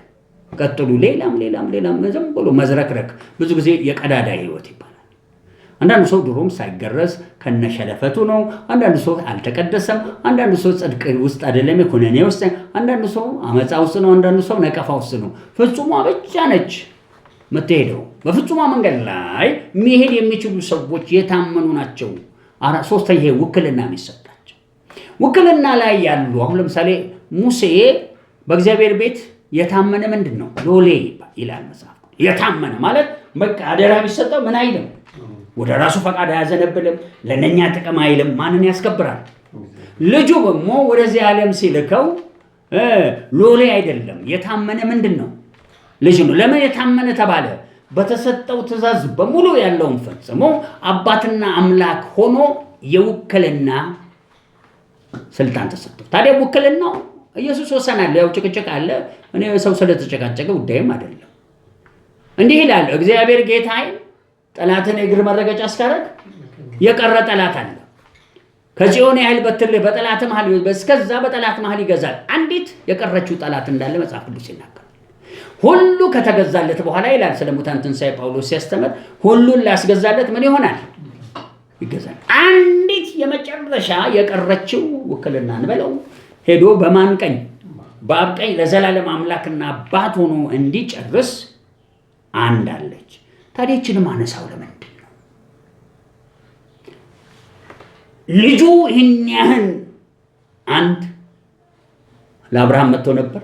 ሁለት ወደዚህ ዓለም ለመታዘዝ መጣ። ተጽፎለት ከብርቱ ጩኸት እንባ ጋር ምኑን አቀረበ? ወክልና ላይ ምናምን ብሎ ምን አይልም፣ አይጎስምም። ሄዶ በቀኝ ሲቀመጥ ደግሞ አንድ ጠላት ያችም ጨርሶ የመጨረሻውን እምቢልታ ታዞ እስኪመጣ ድረስ ውክልና ያለበት ላይ በውክልና ይሰራል። መታዘዝ ባለበት ደግሞ ምን ያደርጋል? በመታዘዝ ይኖራል። ነግሬያችኋለሁ። ጠለቅ ያለ ነገር ማነሳው ይውላችሁ። ዛሬ አንድ ስራ አፕሪል ፈርስት ላይ የ3 ወር ትምህርቴን መጠቅለል አይቀርም። እሱም ከመጠቅለል በስ ስለ ቤልፌጎር በመነሳት ላነሳ ነው። እንግዲህ ሁለተኛ በመታዘዝ የሚንቀሳቀስ አገልግሎት እነ ጳውሎስ አገልግለዋል። ጳውሎስ በዛ መሃል በጣም ድፍረት እያለው አንዳንድ ቦታ መንፈስ ቅዱስ ከለከለው፣ ኢየሱስ ከለከለው፣ የመቅዶንያ ሰው ና ሲለ መሰለኝ ብሎ ይሄድበታል። ይሄ ብቻ አይደለም። ጳውሎስ አሁን ስለ ሰው ብሎ ነው የሄደው። ሌላ ቦታ ከኤፌሶን ወደ ኢየሩሳሌም ሊሄድ ሲል ነቢያት ሁሉ ሰብስበው ይሄ ነገር ለሞት እንዳይሆንብህ አትሂድ ቢባል ሄደ። ይሄ ብቻ አይደለም። አንዳንድ ቦታ እባቢቷን አራገፋት ይላል። በመላጥያ ደሴት የሰውየውን አባት ሄዶ ፈወሰው ይላል። ፈወሰው ነው የሚል ምኑን ይጠቀም ነበር? የውክልና አገልግሎት ነበረው ጳውሎስ። ውክልና ብሉይ ኪዳን ላይ ነበረ። ሙሴ ታማኝ ሎሌ እንደነበረ አንድ ሶምሶን የተባለ ሰው በመጽሐፍ ቅዱስ ታሪክ የውክልና አገልግሎት ነበር። እንደ እግዚአብሔር ነው የሚኖረው ሳምሶን። በደግ ብሎ ፍልስጤም መንደር ይገባል። አንዷን ጋለሞታ ነው የሚይዘው። እንደ እግዚአብሔር የጋለሞታ ጓደኛ ነው እንዴ? አይደለም። ውክልና ስለነበረው ጥሶ ገብቶ ሊገሉት ሲፈልጉ ገነጣጥሎ ይሄዳል።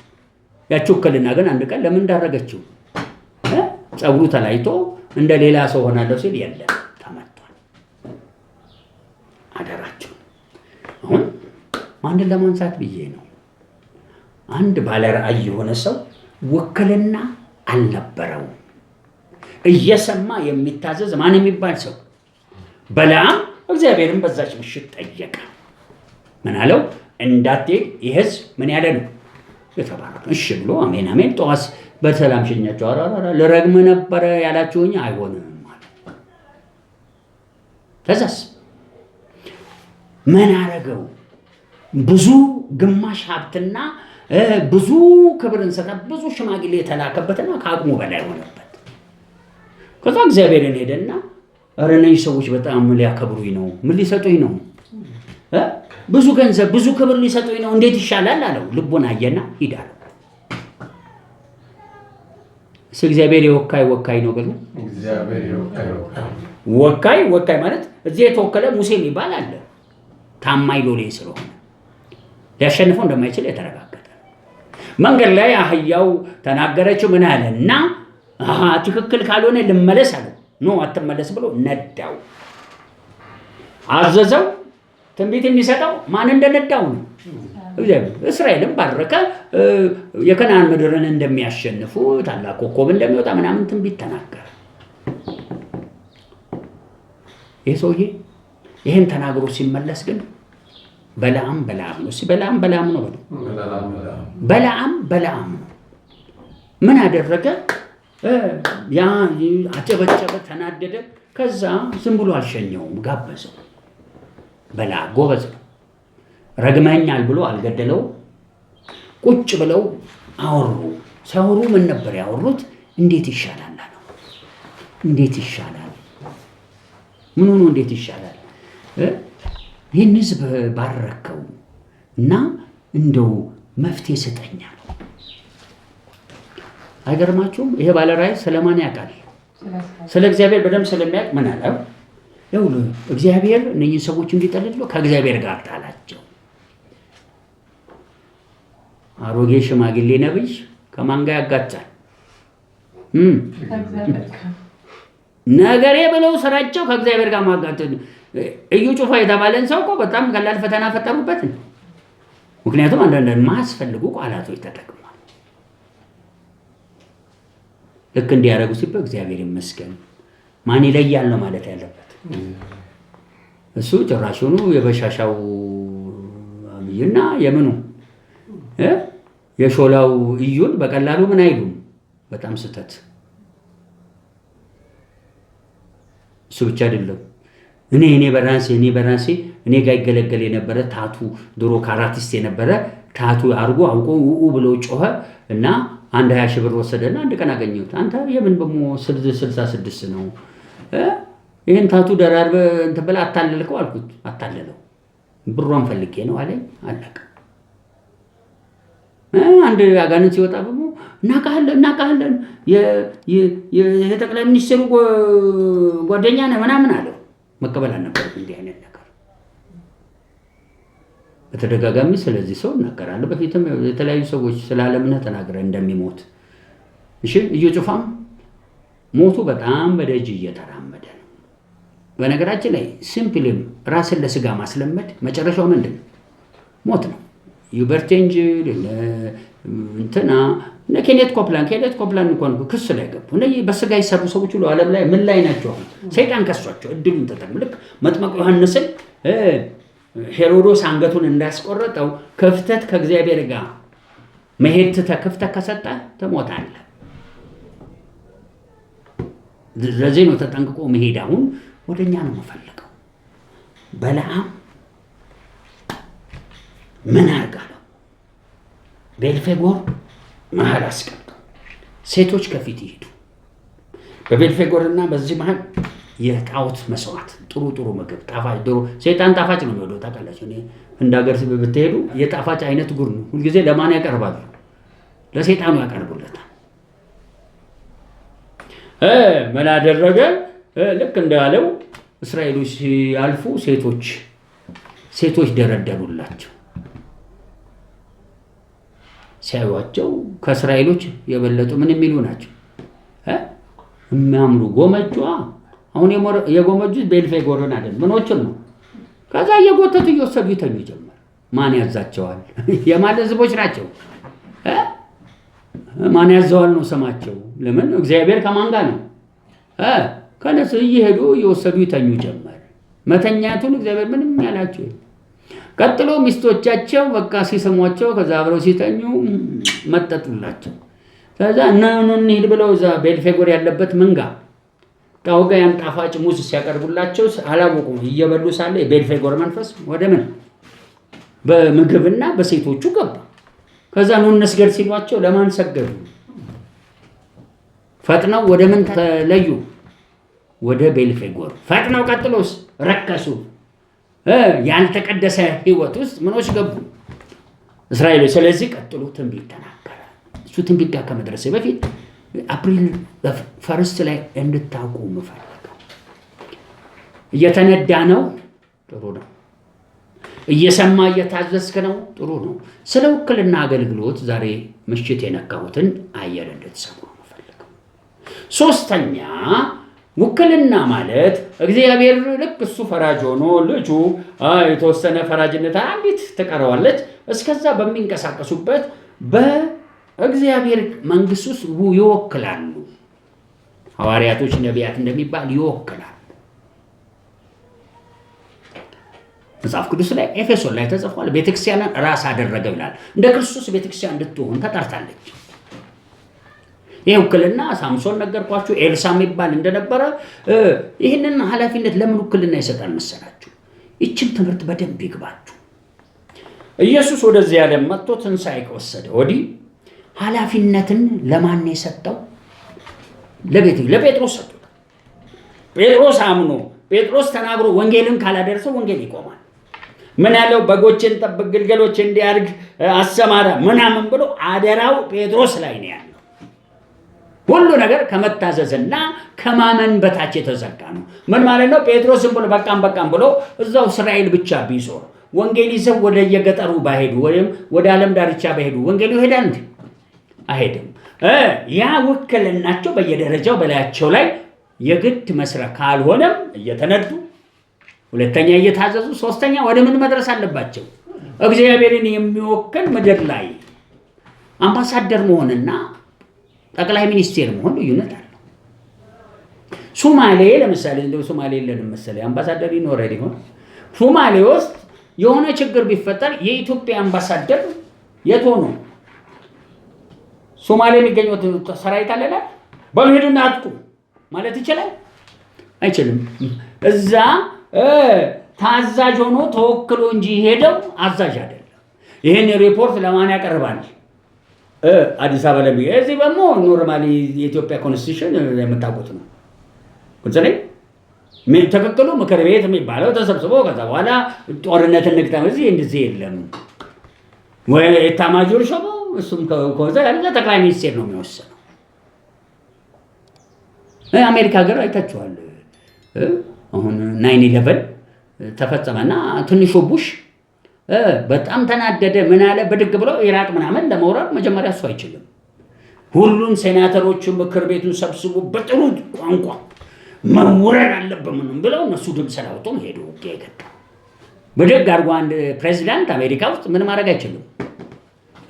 የሆነ ሀገር ድምጥ ማጦና አጠፋለሁ ይልበት የለም።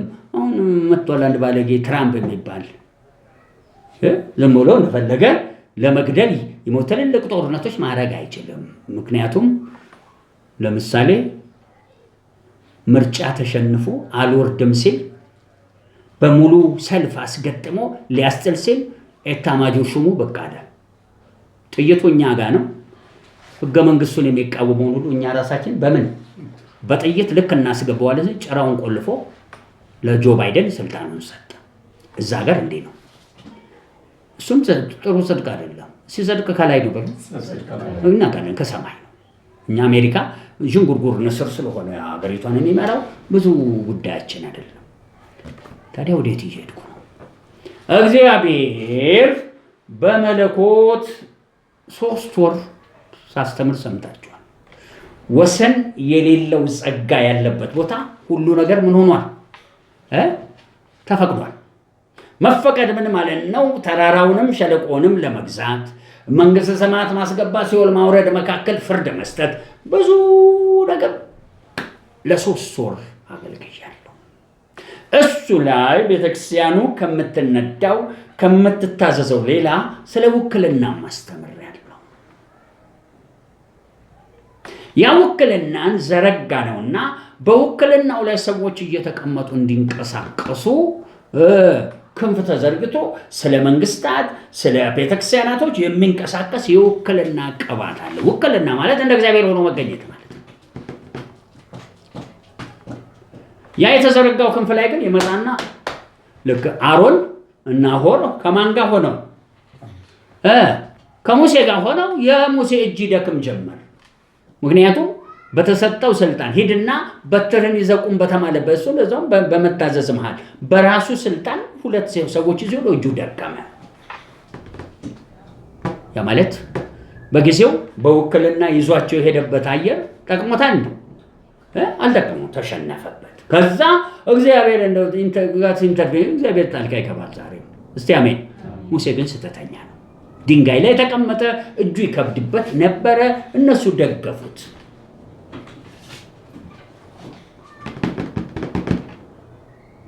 እንግዲህ የተፈጥሮ ሲስተምን ለማሸነፍ የውክልና ክንፍ ተዘርግቷል። ሰዋዊ ዓለም በቀጥታ ይሄው የምናወራቸው የመንግስታት ይሄ ጦርነቱ ምናምን በውክልና ረግጠን እንይዛለን። ራእዩ ዓለም ቀንም ሌሊትም ውክልናውን ካንቀሳቀስከው ይሰራል። 3ኛ በነገድ በቋንቋ በዚህ በዘር ማንዘር መናፍስት ላይ፣ 4ኛ በመላእክት ዓለም፣ 5ኛ በቤታችን።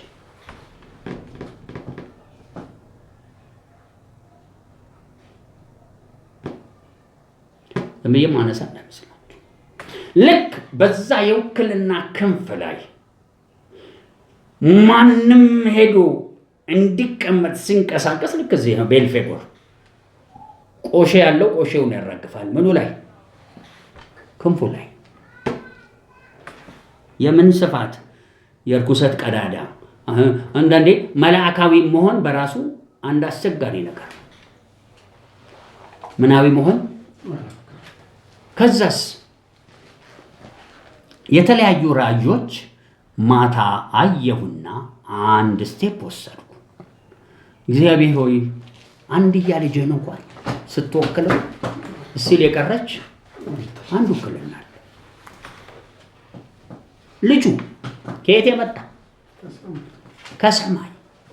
ምን ያህል የውክልና አገልግሎት ሪስክ እንዳለውና ያን የውክልና አገልግሎት ደግሞ ዝም ብለህ ሌሎችን ስታስቀምጥበት ምን ያህል ጥፋት እንዳለ በጣም ግልጽ ነው። ሙሴ ሎሌው እንኳን 2 ሰዎች አጠገቡ ቢያደርግ ምን ሆነ? አፈርደች ይበል። አንድ ኢትዮጵያዊ ሲያገባ ወዲያው እኛም ነብይ ነን ምን ተቀደስ ትላላችሁ ብለው ምን አረጉ? በነገራችን ላይ ብዙዎቹ ታውቃላችሁ በጣም ውጤታማ የሆነ አገልግሎት ያላቸው ሙሴ፣ ኤልያስ ምን አይነት አገልግሎት ነው ያላቸው? የመታዘዝ እንጂ የምን አይደለም። ውክልና የነበረው ሳምሶን ጸጉሩ ተላጨ። ውክልና የነበረው ኤልሳ በሚሞትበት በሽታ ተያዘ። ከሱ ግማሽ የተቀበለው ኤልያስ በሳት ሰረገላ ተነጠቀ። ከሱ ጠፍ የወሰደው በሳት ሰረገላ ብቻ አይደለም፣ እንደውም በሚቻል መጠን በሌላ ክብር ነበር የሚሄደው። እንደ ሮኬት ተተኩሶ ሄደ። አልሄደም፣ ሞተ። በውክልናው ላይ ብዙ ጊዜ የማንም ፈቃድ ይፈጽማል። የራሱ አመፃ፣ አገልግሎቱ በአመፃ እንዲሞላ ተደርጓል። ስለዚህ ወደ ፍጻሜ እንዳይሄድ ያዘው።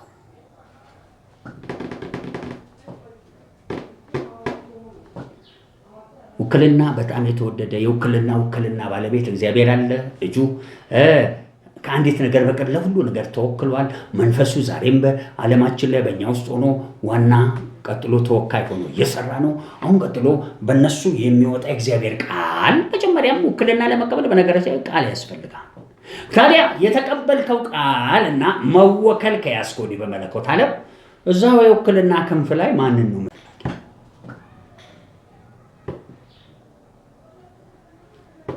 ከድሮ አገልግሎት አንድ ላንሳ ምን ያህል ውክልና ዓለም አስቸጋሪ እንደሆነ።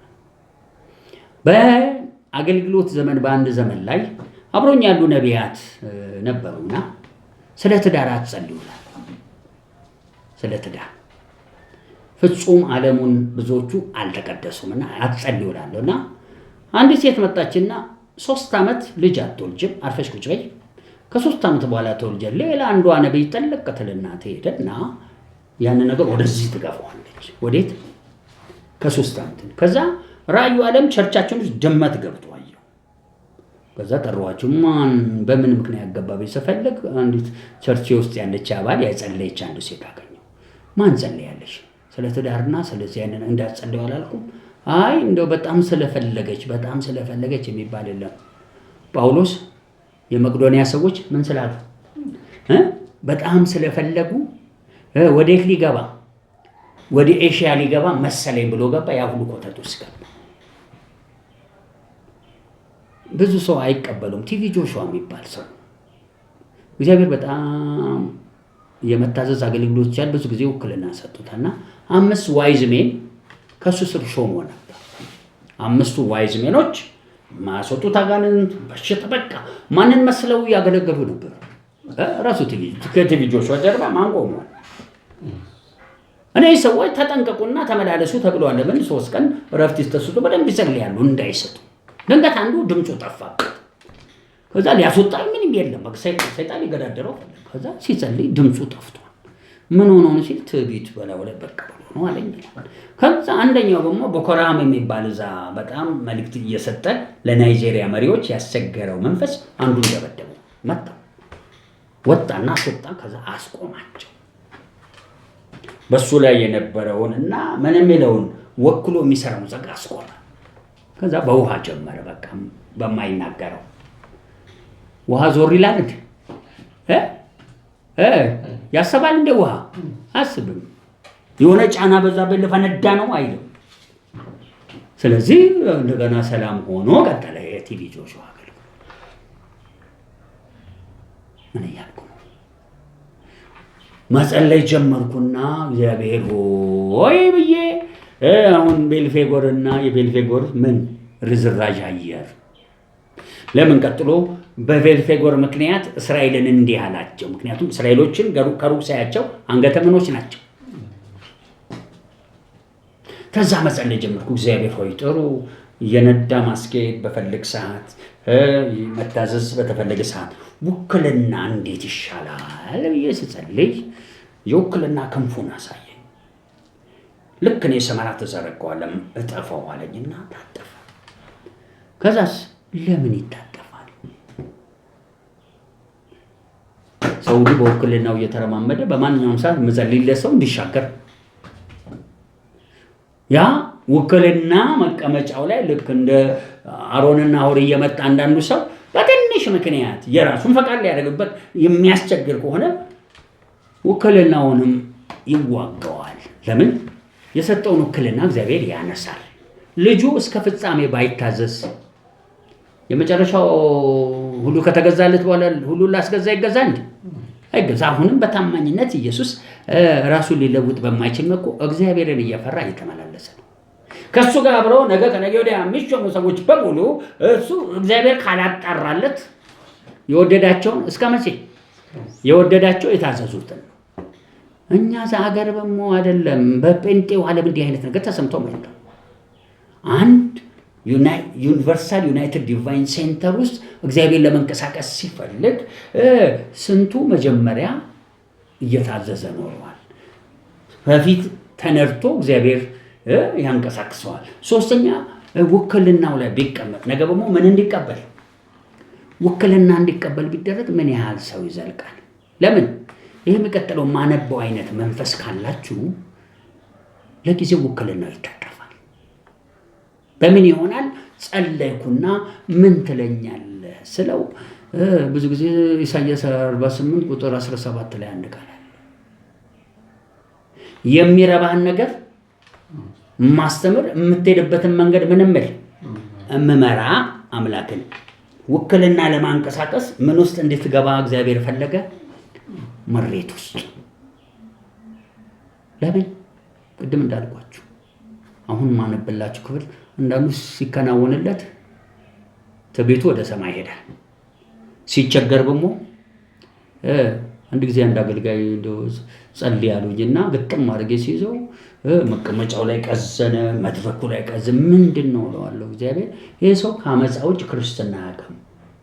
ሲጸልይም በአመፃ ነው። ልክ በእግዚአብሔር ፈቃድ ሊገባ ሲፈልግ ተጨንቆ ነው የሚገዛው። ሰዎች የማንን ፈቃድ ያለመዱ? የእግዚአብሔርን ፈቃድ ያለመዱ። ትንሽ ሲያገኙ ሰማይ፣ ትንሽ ሲያጡ ደግሞ በማን ላይ? በእግዚአብሔር ላይ ስድብ የሚናገሩ እነዚህ ሰዎች መማር ነው ያለባቸው። ምን አይነት መማር? በህይወት ማጣት፣ በህይወት በሽታ ያስተምራል። ጌታ ይገስጸውና ተከራከሩ፣ ብትከራከሩ 50 ጊዜ ብትከራከሩ ኢዮብ እግዚአብሔርን እንደማይሰደብ አልተፈተነም? ተፈትኗል። ሰደበው። እግዚአብሔር እፋርድሃለሁ በሚል ተሳደበ። በምን ተፈትኖ? ሚስቱን ፈተናውን አልፎ አልኩ በጓደኞች ተፈትኖ ወድቆ ነው። ለክ ሚነዳ ጸጋ ሲመጣ ይነዳህና ይገለገልብህና ይሄዳል። ድሮም እንደሱ የሚያዘውን ደግሞ ልክ ሲያዝ ድምፆች ይመጣል፣ ይሰራልሃል። ከእንግዲህ ወዲህ ዝም ብሎ የተለቀቀ የምን ክንፍ አይኖርም? የውክልና ክንፍ አይኖርም። ይሄ ነገር እናንተን ብቻ አይደለም የሚነካው። በዚች ምድር ላይ በመላው ቅዱሳን ይኸውን የምትሰሙት ጩፋን እንዲህ ያለ ወደዚህ ያለ የሚባለው ሁሉ ኢትዮጵያ እንዳትጠፋ እንዳትፈርስ በሚል ተከትሎ ደግሞ በአሕዛብ መሃል ስለሚጠፉና ስለሚቀሩ ሰዎች በሙሉ ውክልናው ማን ሲያንቀሳቅሰው? እግዚአብሔር ሲያንቀሳቅሰው እንዘረጋዋለን። ተዘርግቶ በሚንቀሳቀስ እንቀሳቀስና ይታጠፋል። ሌላው ድሮ መኖር ስላለብን የሚያዘው እያዘዘ የሚነዳው ምን እያለ እየነዳ እንዲሄድ አሁን የማነበው ቃል እኔና እናንተ ላይ እንዳይኖር እግዚአብሔር ይርዳል። ይሄ ኢሳይያስ በነበረበት ዘመን የተነሳ ነብይ ነው። ሆሴዕ በአራቱም መጥፎ ዘመን ነው። ኦዚያን በምን የተመታ? በለምጽ። አክዓዝ ምን ያለ የኢዮርብዓምን ኃጢአት ምንም ትንቢቱ በደንብ የተጻፈለ ንጉሥ ሕዝቅያስ ይባላል። እሱ ንጉሥ እግዚአብሔርን በቅጡ ምን ያለ ነው? የታዘዘ ነው። ላንብብ፣ እዛ ቦታ ላይ እንሂድ። እስራኤሎች እንዲህ ተባሉ። ቁጥር 11 ትንቢተ ሆሴዕ 9 ቁጥር 11 የኤፍሬም ክብር እንደ ወፍ በሮ ይጠፋል። ምን ለማለት ነው? የኤፍሬም ክብር በውክልና ይቀጥላል እንዴ? አይቀጥልም። ቀርቶ በውክልና በምን ይከብደዋል? በመታዘዝ ድንገት እግዚአብሔር ነድቶ ቢወስደው ከነዳው በኋላ ሲለቀው እንደ ያዕቆብ ነው። ያዕቆብ የት ይሄድ ነበር? እግዚአብሔር ከባረከ ወዲህ ወደ ስጋው ፈቃድ ይሄድ ነበር። ለቀጥል መውለድና መጸነስ ማርገስ አይሆንላቸው። መውለድ መጸነስና ምን ማለት ነው ሲባል እግዚአብሔር አንድ ነገር በህይወታቸው ሊፈጽም ቃል ይሰጣቸዋል። ይገባል። እዚህ ውስጥ ዘር ሆነ ይዞ መቆየታቸው አንዱ መካን ናቸው። መጸነሳቸው እንደው ከጸነሱ ደግሞ አርግዘው 9 ወር እንደሚሸከም ቆይ ይሄ ራእይ ጌታ ይፈጽምልኝ ሃሌሉያ እያሉ በእምነት መጓዛቸው በስንት መከራ ቢቆይ ሊወልዱት ሲል ምን ይሆናል? ልጁ ይሞትባቸዋል። ክርስትና እንዴት ከባድ መሰላችሁ! አሁን ከዚህ እንደው በመንፈስ የእምነት ኑሮ ምናምን የምትሉትን ምን ያህል ለዚህ ትችላላችሁ? እየነዳችሁ ተውት። ያዘዘን ሰው እየነዳ ለዚህ ነው እኮ ሰው ሁሉ የዓለም ትምህርት የወደደው ከምን በላይ ስለሆነ ይሄኛው በጣም ካቅም በላይ። ለዚህ ነው ኢየሱስ ጋር እንዲያል ማን ሊድን ይችላል? በዚህ አይነትማ መዳንም ራሱ በጣም አደገኛ ነው ማለት። ይህ በሰው ዘንድ አይቻልም፣ በእግዚአብሔር ዘንድ በኢየሱስ ስም እግዚአብሔር ጣልቃ ይግባ። አንድ መዝሙር አለ፣ ትቼለታለሁ እኔን ጉዳይ። ብዙ ይሄን መዝሙር ሌሊ ስትዘምር እርግጠኛ ነኝ ብላ ምንም እንደማሁን ስታግዜ ባዶ መሆን ጀመረ። እንደ መላው ያልክ እንደ መላው እንደ ዘዴው እሱንም እንግዲህ ላቃ ባዶ ስትሆንም ሲነዳ ማን እንደነዳ መጠየቅ አስፈላጊ ነው። ለምን ሰይጣን አይነዳም እንዴ? ሰይጣን አያዝም፣ ሰይጣንም ይወክላል። ስለዚህ መንፈስ መለየት ደግሞ ሌላ በጣም አስፈላጊ ነው። ያው ስህተት እየተሰራም ቢሆን ሰው ያድጋል። ለጨርሰው። ስለዚህ ዛሬ እግዚአብሔር የተናገረኝ መልእክት ከምድራችን ላይ ጭንገፋትን እንዲነሳ እግዚአብሔር ፊት እንጸልያለን። ላንብብ። ቀጥሎ እንዲህ አለ፣ ልጆቻቸውን ቢያሳድጉ ሰው እንዳይቀርላቸው ልጅ አልባ አደርጋቸዋል። ለምን ያደርጋቸዋል? ፈጥነው ወደ ማን? ወደ ወለዱት ልጅ ይሄዱና ቤልፌጎር ይሆንባቸዋል። ፈጥነው ጣዖት ይይዛሉ፣ ይረክሳሉ፣ ለነውር የተለዩ ስለሆኑ ከነሱ በራቅ ጊዜ ወዮላቸው። ለእንደውም ጥሏቸው እንደሚሄድ ይነጋል። እኔ እንዳየሁት የኤፍሬም ልጆች ለምርኮ ተሰጥተዋል። ኤፍሬም ልጆቹም ወደ ገዳዮቹ ምን ይላሉ? ያወጣል። ገዳዮች ይሄ ዛሬ አሁን እየጸለይን ኢትዮጵያ ውስጥ በጣም ብዙ ግድያ አለ፣ እርስ በርስ ግድያ፣ በሽታ፣ የኑሮ ጉስቁልና። እግዚአብሔር ከዚህ ነገር ያውጣል። አቤቱ ስጣቸው። ምን ትሰጣቸው? የሚያስጨነግፍ ማህፀን የደረቀም ጡት ስጣቸው። እርግማን አደረገባቸው። ቢላቸው ምን አልል ብለው አልመለስ ብለው 10 የፈተኑኛልና ወደ ምድረ በዳ ተመልሰው እንዲሄዱ አድርጎ ያ ህዝብ ያ ትውልድ ጠፋ። በእኛ ዘመን በኢየሱስም ጌታ ይርዳል። ከዛ ቀስ ብለን እንጸልይ ነው። 3 ያየሁት ነገር አለ። እሱንም አምጥቼ ማስቀመጥ አይቀርም። ወደዛ ቀጥታ ልግባ ይሆን? አይበቃችሁም? ላንብበው። ክፋታቸው ሁሉ በገልጌላ አለ፣ በዛ ጠልቻቸዋለሁ። ስለሰሩት ክፋት ከቤት አሳድዳቸዋለሁ። ከእንግዲህ ወዲህ አልወዳቸውም። አለቆች ሁሉ አመፀኞች ናቸው፣ አመፃ የለመዱ ናቸው። በእግዚአብሔር ጸጋ ኤፍሬም ተመታ፣ ስሩም ደረቀ፣ ፍሬም አያፈራም። ደግሞም ቢወልዱ የማህፀናቸውን ፍሬ ገላለሁ። አልሰሙትምና አምላኬ ምን ይላቸዋል? ይጥላቸዋል። በአሕዛብ መካከል ምን ይሆናሉ? ተቅበዝባዥ ይሆናሉ ብሎ ማስጠንቀቂያ ይሰጣል። ዛሬ አሁን የሁሉ ሰነድ መልእክቴ ምንድን ነው?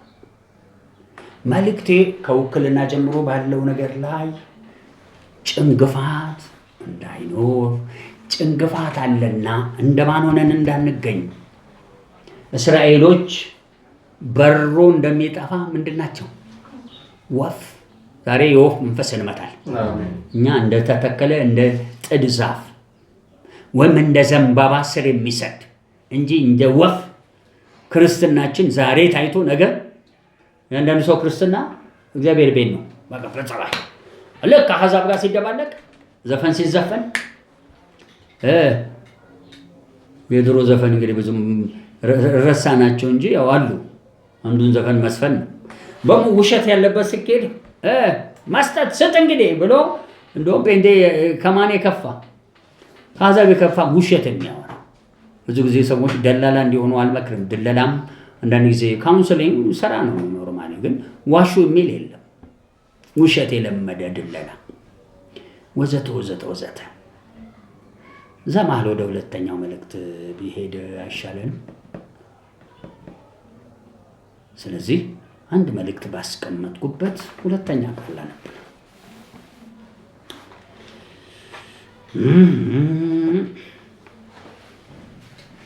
ማርቆስ 4 የትምህርት ቃል ነው።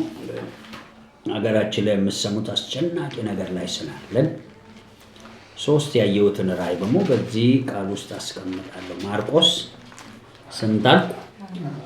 4 ይኸው ማቴዎስ ላይ ያለ ደጋግሜ ይህን ብቻ ማነበው እዛ ሌላ ማስፋት አልፈልግም። እዛ ካነበብ በጣም ሊሰፋ ነው። ምስክርነታችንና የእግዚአብሔር ክንድ በሚል ነው። ኢየሱስ በተራራ ስብከቶቹ ሁለተኛ የተራራ ስብከት ዘርዘር ሊዘራ ወጣሁ በሚለው ስብከት ውስጥ ያስቀምጠውን አነሳና ለእኛ ዘመን በሚሆን አስቀምጣለሁ።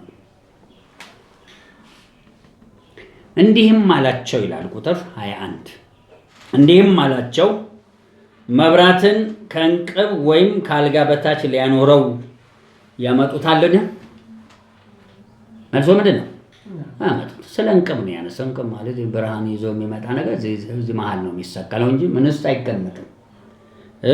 አልጋ ስራ አይሆንም። መብራት ከእንቅብ ወይም ከአልጋ በታች ሊያኖሩት ያመጡታል። እንቅቡ ምን ያደርገዋል? ያሸፍነው። ከአልጋ ስርም ከሆነ በቃ መብራቱ የለም፣ ጥቅም የለውም። በመቅረዝ ላይ ሊያኖሩት አይደለምን? አዎ። እንዲገለጥ ባይሆን የተሰወረ የለም። በቃ ነገሮች ምንም ብታደርጋቸው አይሰወሩም። ይመጣል በሰዓትና በጊዜው እግዚአብሔር ይገል ወደ ግላጭ እንዲመጡ እንጂ የተሸሸገ የለም። የሚሰማ ጆሮ ያለው ቢኖር ይስማ ይላል። አሁን ምን እንስማ ነው ነገሩ? መብራት የት ላይ እንደሚሰቀል እንዲሁ የምናገረው ነገር በፍጹም ውሎ አድሮ መገለጡ ስለማይቀር ስሙ የሚል መልእክት ነው። ስለምን እንስማ? እሷ ነው የምፈልገው። ስለምን እንስማ ብዬ እዛ ላይ 3 ያየኋቸውን ነገሮች ያስቀምጣል። ላንብብ። አላቸው ምን እንደምትሰሙ ምን በሉ ተጠበቁ። ምን እንደምትሰሙ የሚለው ኢሳይያስ 53:1 ላይ ምስክርነታችንን ማን አመነ ይላል። ቀጥሎ የማን ክንድ? ያለማመን ስለማይገለጥ የምናምነው ትክክለኛ ምስክር መሆን አለበት። ትክክለኛ መረዳት። የምትሰሙትን ተጠበቁ ማለት ከመጀመሪያው የምንሰማው ነገር መጠንቀቅ አለበት። ክብር ለጌታ ይሁን። ቀጥሎ ወዳለው መምጣት አይቀርም። ስለዚህ የመጀመሪያ ስለ ምስክርነቶች ነው የምናገረው። ኢሳይያስ 53 ላይ ምስክርነታችንን ማን አመነ ይላል። ዮሐንስ በደብዳቤ ላይ ይህ ምዕራፍ 1 ቁጥር 1 ጀምሮ የሰማነው ያየነውን የዳሰስነውን እናወራለን ይላል። ምስክርነት ማለት ማንም ሰው ስላየው ስለረዳ የሚናገረው ቃል ማለት ነው። ያ ቃል በጣም መለኮታዊ ሊሆን ይችላል። ያ ቃል በሰው ደረጃ ግን ምስክርነታችንን መጽሐፍ ቅዱስ ስለመሰቡት ምን በሉ ተጠበቁ ይላል።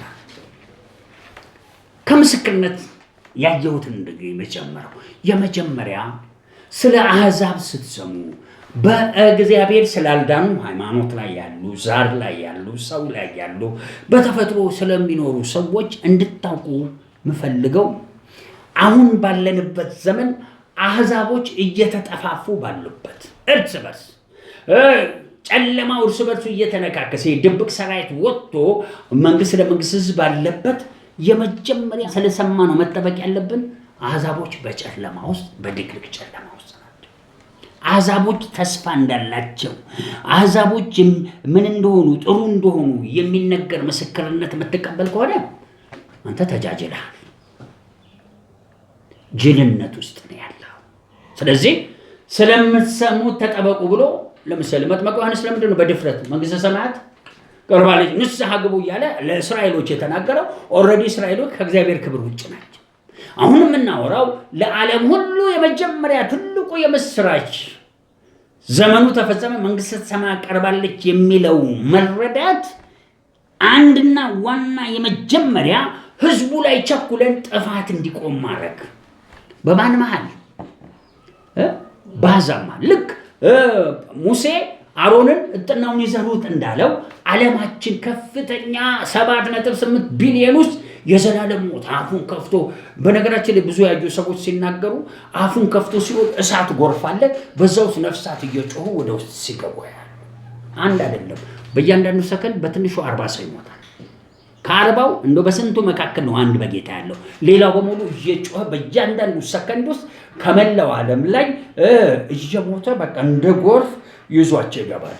እዛም 40 ሳንስ ነው።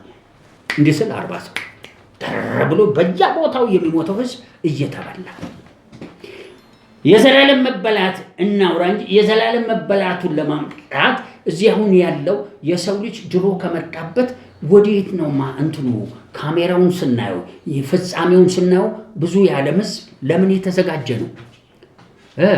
ለዘላለም ሞት። ይሄ ከዘላለም መጥቶ ወደ ዘላለም ሊወስድ በመጣው እግዚአብሔር ፊት የመጀመሪያው አዳም ጀምሮ በኋላ ክርስቶስ እስኪመጣ ላለው ሰበከ።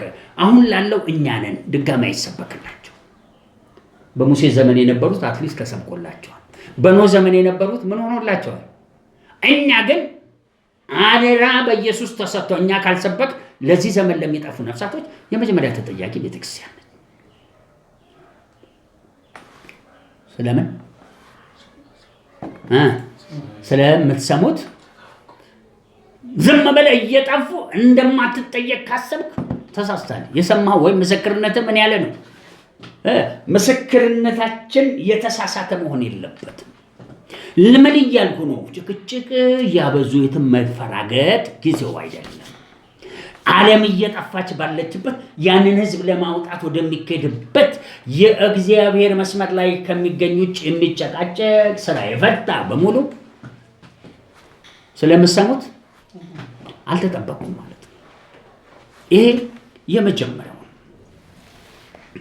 ሁለተኛ በታላቅ የክርስቶስ ኢየሱስ ቤት ውስጥ በሚገኙ የእግዚአብሔርን ፈቃድ በመቃወም ላይ ያለ ትውልድ ውስጥ ነን። ምንም በቅጡ ባለመስማት ምስክርነታችንን ማናመን እንደሚል ብዙ ሰው ታላቁን የእግዚአብሔር ልምምድ ምን አይልም፣ አያምንም። ካላመነ እግዚአብሔር አብሎት የለም፣ አብሮ ከሌለ ተቃዋሚ ነው።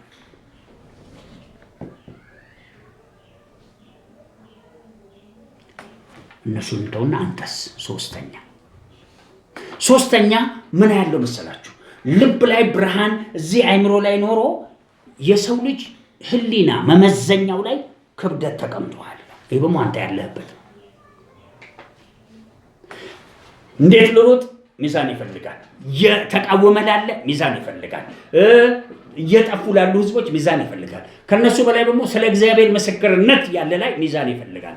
ሚዛኑ የተበላሸ ክርስቲያን በልቦ ያለው በትክክል ይወጣል አይወጣም? ምን ያለው እዚህ የሚዛን ክፍል ላይ እንዲሁ ከፍተኛ ልክ እንደምን ሚዛን የሌለው እንቅስቃሴ ያሳየኛል። ጸልይ ስትባል ከሮጥክ፣ ተቀመጥ ስትባል ከሄድክ፣ ሳይጠሩ ምን ካልክ፣ አቤት ካልክ ምን ችግር አለብህ? ህሊና ምን ሆኗል? ተዛንፏል። ህሊና የተዛነፈ ሰው ለእግዚአብሔር ውጤት ያመጣል? ቀርቶ ህሊና ተዛንፎ አይደለም። ትንሽ ስንፍና አቅጣጫው ላይ ሙሴ አለቱን ቢመጣ ከከናን ቀረ። እየሰራ ባለበት ሚዛን ተጣሞ አይደለም። ሚዛን ትክክል ሆኖ ከሚዛን መሃል ትንሽ ስተከሰራ አለቀ።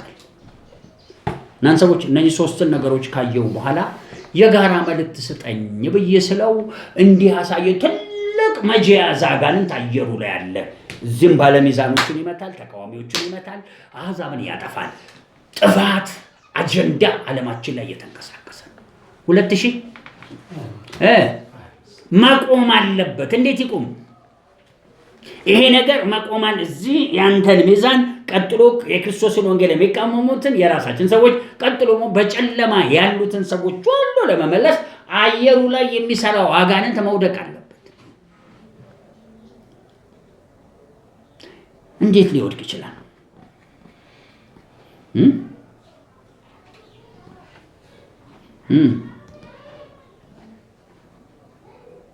ያ እንዲመታ የቅዱሳንም እንዲመታ ምስክርነቶቻችንን 100% እንደማን ፈቃድ እዛች ላይ እንድንጸልይና መጁ እንዲነቀል ህሊና ሚዛንን እንዲስተካከል እነኛም የሚቃወሙ ተሸንፈው ወደዚህ አሕዛብም እንዲድኑ የእግዚአብሔር የምስክርነትና የምኑ የሰማነውን ማናመነው ማናመን የእግዚአብሔር እስከንት ለማንተ ክንዱ እንዲወጣ አንተ ስለ ሚዛን ጸልይ።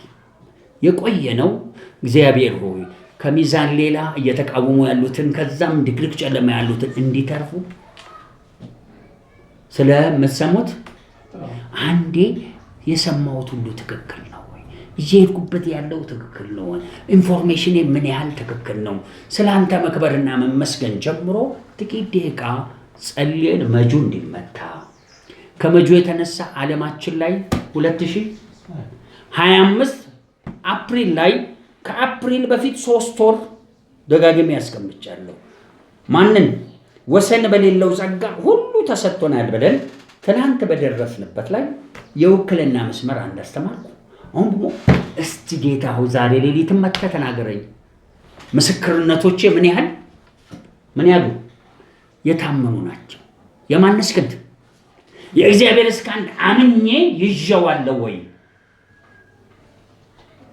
ከሚዛናችን ጋር ሁለተኛ ስለሚቃወሙ ቅዱሳን፣ ሶስተኛ በምን ያሉ በጨለማ እየተባሉ ያሉ ለነሱ እኮ ትክክል ነው። አሁን እያሸነፍን ነው ያሉ ናቸው፣ ግን እየሞቱ ነው ለዘላለም። ቦታው ላይ ላንብብ። ከዛ ባመንበት እንበረታለን። ቀጥሎ ስሙት። ቀጥሎ የሚለው በምትሰፍርበት መስፈሪያ ጥሩ ምስክርነት ከያዝክ እየተሰፈረልህ ይሄዳል። ለእናንተም ምን ይሆንልሃል? ይጨመርልሃል። ላለው ይሰጠዋልና። በምን ምስክርነት ላይ? በእውነተኛ ምስክር ላይ ያለ የማን ክንድ እየተገለጠበት ያለ ይጨመርለታል። ከሌለው ግን ያው ያለው እንኳ በምን ምስክርነት ምክንያት በተሳሳተ ምክንያት ምን ይሆንበታል? ይወሰድበታል። አፕሪል 1 የተሰጠኝ መልእክት ይኖራል። ይሄ በማስተምረው ዙሪያ ኦልሬዲ 6 ሰዓት ሆኗል፣ ወይም 12 ሰዓት ከ5 ሆኗል። አሁን የምፈልገው እባካችሁ ስለ ውክልና ዓለም ሁለተኛ እግዚአብሔር ሆይ ወሰን የሌለው ጸጋ ተለቀቀ። ከመላእክት በላይ ወደ መለኮት ዓለም ሁሉ ነገር ወደ ተፈቀደበት ገባሁ። በገባሁበት መጠን መለኮት ዓለም የሚባለው እደግማለሁ፣ እግዚአብሔር በአምላክነትና በአባትነት ከጾታ በላይ መላእክት የሆነ ሽምግልና አላቸው፣ አባትነት ምን ካላቸው በላይ ለዘላለም የሸመገለ ክብር ነው። ምን አይልም? እስቲ አይሳሳትም በሉ። ያ ፍጹም ዓለም ይባላል። የሰንበት ረፍት ያለበት ፋቲግ ትግል የሚባል የለውም። ሰንበት ረፍት ብቻ አይደለም፣ የፍጹም ዓለም ብቻ አይደለም፣ ኪዳኑ አይሻርም። በዛ መሰረት በመንፈስና በእውነት ከሚኖረው ዓለም ጋር ምስክርነቴ ምን ያህል የጸና ነው። ጆሮ ይጠበቃል። ዝም ብሎ አንድ ክንውን ሲነሳ አሜን ካል፣ ዝም ብሎ አንድ አሕዛብ ይሄ ሰው የእግዚአብሔር ከሱ ጋር ነው ካልክ ወገኔ ምስክርነት ምን ያለ ነው? ያ ሰው ለዘላለም ኢየሱስ እኮ ሲናገር በጣም ተጠንቅቆ ነው ይናገር የነበረው። ተራራ ስብከቶቹ ብቻ አይደሉም፣ በእያንዳንዱ ሊሰዋ እስኪሄድ ድረስ እንዳይሳሳት አድርጎ ይናገር ነበር። ይጎነትሉት ነበር። በንጉሥ እንዲያዝ ተሳሳተ እንዴ? በሃይማኖት ዙሪያ ስለ ሙሴ ቢጠይቁት በፍጹም ሊይዙት አይችሉም። ከተነሳና እንደማይያዝ ካሸነፈ ወደ ግን እኛ ሁሉ እንደማንያዝ ነን። የጌታ መንፈስ ባለበት ምን አለ? ወገኖች ውክልናችን አፕሪል 1 3 ወር እየተንቀሳቀሰ የመጣው ወደሚቀጥለው የተሻለ እንዲሄድ 3 ወር ወደ ኋላ ጽፌዋለሁ። ሁሉንም ባልመልሳችሁ አንድ ነገር ገብቷችኋል። አፕግሬድድ በሆነ መልኩ የአዲስ ኪዳን ሙላት በምን ደረጃ ተከፍቷል? በመለኮት በፍጹምነት በሰንበት ረፍትና መመንፈስ በሚባለው ሁሉ ነገር ግድግዳው ፈርሶ ፎርዝ ዳይሜንሽን ሆኖ በሚንቀሳቀስ ምስክርነት ውስጥ ነው ያለነው። በዛ ምስክርነት መሰረት የማን ኃይል እዛች መሃል እችመች እኛ ሰፈር ሌሎቹን ተቃዋሚ በእግዚአብሔር ሐሳብ ላይ ያረጋቸው ሁሉ የዲያብሎስ ናቸው።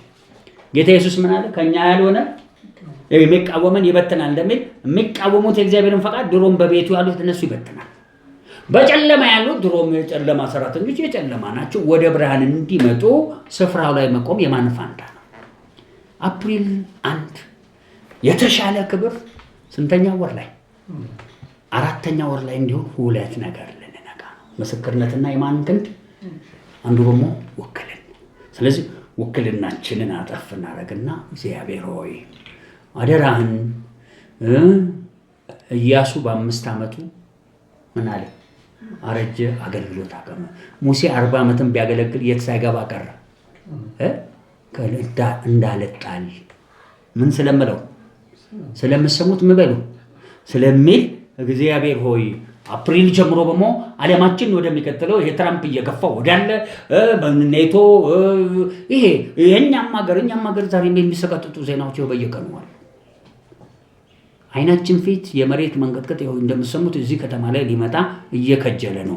ይሄ ብቻ አይናችን ፊት ወገኖች ይሄ የምትሰሙት ግርግር ትግራይ የነበር እዚህ እየሰማን ነው።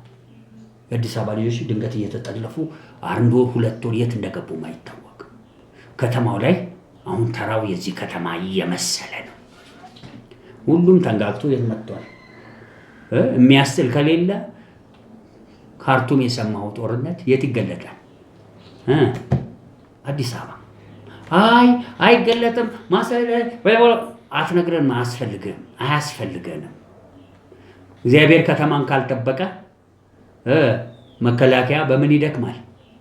በከንቱ ነው። እኛ ከእግዚአብሔር በላይ መከላከያ አናምንም። የሀገሪቷን ፖለቲካ የሀገሪቷን ሃይማኖቶች አናምንም። የምናምነው የሚመካ በማን ይመካ? በእግዚአብሔር ይመካ። ስለምንሰማው ምን እንላለን? እንጠበቃለን። እግዚአብሔር ክንድ በትክክል መገለጡን እናረጋግጣለን። ውክልናችን ለጥፋት እንዳያረገን ደግሞ ውክልናችንን ሲመራን እያንቀሳቀስን እንድንቀሳቀስ ዛሬ አፕሪል 1 ተናግሮናል። ልክ እሱ ሲስተካከል የሰላም መንፈስ ሲመታ አይቻለሁ። ይቀጥላል። በሽታ ሲወድቅ አይቻለሁ። የሞት መንፈስ ሲመታም አይቻለሁ። ሌላም ይቀጥላል። ታዲያ የኛ ብቻ አይደለም። የሀገሪቷ ተቃዋሚዎች ከዛም አልፎ የአሕዛብ እንዳትረሱ። መስቀል አደባባይ የቤሊግራም ልጅ ሲመጣ የሃይማኖት ግጭት በእስልምናና በኦርቶዶክስ ነበረ። አሁን ደግሞ አዋሳ ኮንፈረንስ ተደርጎ የተነሳው አየር ሁሉ መስተካከል አለበት። ካውንስል ከምናምን ተጋጨ እየተባለ የጥፋት አየር በተቃዋሚዎቻችን መካከል እንዳይነሳ ምስክርነታችን በልጦ ሄዳል። የማን ክንድ አይሎ ይገኛል። ውክልናችን ልክ በፈለገ ይገለጥና የሚያጠፋውን ያጠፋል፣ ተመልሶ ይሰበሰባል። ውክልናው እንግዲህ ወዲህ ምን አይልበትም። በየተራ የሚፈለግ መናፍስት ሁሉ በቃ ያለ መጫወቻ አገሪቷ የሚቃወሙ ቅዱሳንን ዝም ብሎ በከንቱ አይጠብቅም። በትክክለኛ በማን ስርዓት? በእግዚአብሔር ስርዓት እዚህም ያለነው ጭምር እንድንሄድ ያደርጋል። ጌታ ኢየሱስ ጣልቃ ይገባል። የጸለይን እንቆያለን። እናንተም የምትሰሙ መጸለይ ትችላላችሁ። አፕሪል 1 እነሱ አፕሪል ዘፉድ ይሉታል። እኛ ደግሞ የእግዚአብሔርን ሐሳብ በላያችን ላይ እናጸናለን። የጸለይን እንቆያለን።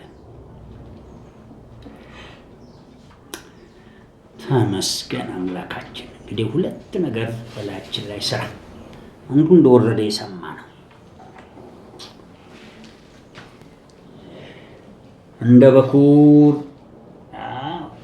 የበለስ ነገር እስራኤልን አየሁ እንዳልክ በላያችን ላይ ያየኸው በምድሪቷ ላይ ለዘላለም ደህንነት ልትከብር ብዙዎችን ልታድን ያየህበትን የሚያጠፋ ቤልፌጎር እሱም ደግሞ እግዚአብሔር ሆይ በጊዜው እስራኤሎች በተለያየ ነገር ራሳቸው እንደሳቱ እኛ ደግሞ ከፍተኛ ደረጃ የውክልና ዓለም ውስጥ ያለን በመታዘዝ የምንኖር እግዚአብሔር እንደነዳን እየተነዳን ምንሰራ ነን። እባክህ ለምንሃለን ዛሬም ፍጹሙ ዓለም ላይ ሰንበት ረፍት ላይ እንዳስረዳህን አፕግሬድድ ከሆነው ክርስትና እንመለስ። መለኮት ዓለም ሽማግሌ ለምን የለ ሁሉ ነገር ለዘመናት በሸመገለ ክብር የሚሰራ እዛ ያለ የእግዚአብሔር በኩር ተብሎ የተጠራው ኢየሱስ ክርስቶስ እንኳን ራሱ አንድ ነገር ስትቀረው በሁሉ ነገር ፍጹም ሆኖ ዛሬ ታምኖ እየሰራ ነው። መንፈሱ እንደዚህ ነው። ቤተ መቅደስ ሲሆን ነው እኛ ቤተክርስቲያን ይሆን ነው እኛ እንደዚህ ነው የሚጠበቅብን። የእግዚአብሔርን ድምፅ በእኛ የሚሰራው ልክ እንደነሱ በዛም ዓለም ውስጥ ነን። በዛም ይሄ መጅ ያየሁት ሌላ ምንም ምክንያት የለው። ህሊናን ሲደበድብ ያለው ተቋጥሮ ያለው ይህንን ተቋጥሮ ያለውን ጨለማ ከህሊናችን ላይ ጠረግ በኢየሱስ ስም። ህሊናችን ውስጥ ያለ ልባችን ውስጥ ባይኖር አእምሮአችን ህሊና ውስጥ ያለ የተቋጠረ አስጨንግፍልን በኢየሱስ ስም። የተቋጠረውን ሰበር በኢየሱስ ስም። የተቋጠረውን አፈንዳና ህሊናን አጥራ፣ ህሊናን አጥራ በኢየሱስ ስም። ህሊናን አጥራ በኢየሱስ ስም። ህሊናን አጥራ። ቤልፌጎርን ጠርገ ውክልና ያመጣብንን መዘዝ ጠርገ ቀጥሎ ይህንን በማፍረጥና ከዛ እየቸኮለ ለጥፋት እየሄደ ያለ አሕዛብ ላይ ታቆሞስ በቅዱሳን ተቃዋሚዎች ላይ እግዚአብሔር ሆይ የሚጠፋውን አጥፍተህ ታስተካክል። እኛም ሰፈር ሌላን ታጠራና ይህ መጅ ይዞ የቆመው መጁን እየሸቀሸቀ የሰንበት ረፍታችንን የሚያውቅ እየሸቀሸቀ ወደ ሌላ ክብር የምንሻገርበት አፕሪል 1 በኢየሱስ ለተሻለ ክብር ዘይት አረጋለሁ። ለተሻለ ክብር አፕሪል ለፈርስት 4ኛ ወራችን የተሻለ የክብር መገለጫ የተሻለ እግዚአብሔር ሆይ ስምህን በአሕዛብ መሀል የምናውጅበት እግዚአብሔር ሆይ እባክህ በሀገር ደረጃ አይደለም ከተማችን ላይ የተጠጋጋን በሙሉ እንዲመታ በኢየሱስ ስምና ስልጣን እግዚአብሔር ሆይ አንጠራጠርህም። ምድራዊ ጥፋት የለም፣ አንጠራጠርህም። እግዚአብሔር ሆይ ሰውን ሁሉ እየተዋጋ ያለ ጨረር ይነሳ በኢየሱስ ይነሳ በኢየሱስ አእምሮ ላይ ያለ ጨረርም ተነስ። እንዳንዱ ህሊናውን ብቻ አይደለም አእምሮውን የሚዋጋው። እናንተ እዚህ የምታዩም አብራችሁን ጸልዩ። አእምሮ ላይ ያለ ጨረር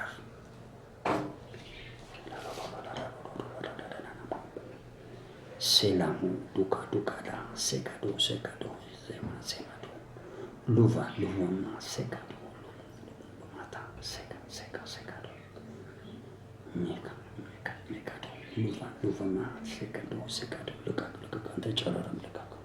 የሰዎችን አእምሮ ያሰርክበትን አንሳ። እግዚአብሔር ሆይ ፈጽሞ በምስክርነቶች መለኮታዊ ማህተም ላይ አትም ከሱ በታች ገዛ ፍጥረቱ መለኮታዊ ኃይልህ ከዛ በታች የእግዚአብሔርስ ክንድ ለማን ተገለጠ እንደምል የሚገለጠው ክንድ ይዘርጋ። በኢየሱስ ስምና የሚገለጠው ክንድ ይወጣ። ህሊናዎችን አቅና፣ ተቃዋሚዎቹን አቅና፣ የጠፉትን መልስ።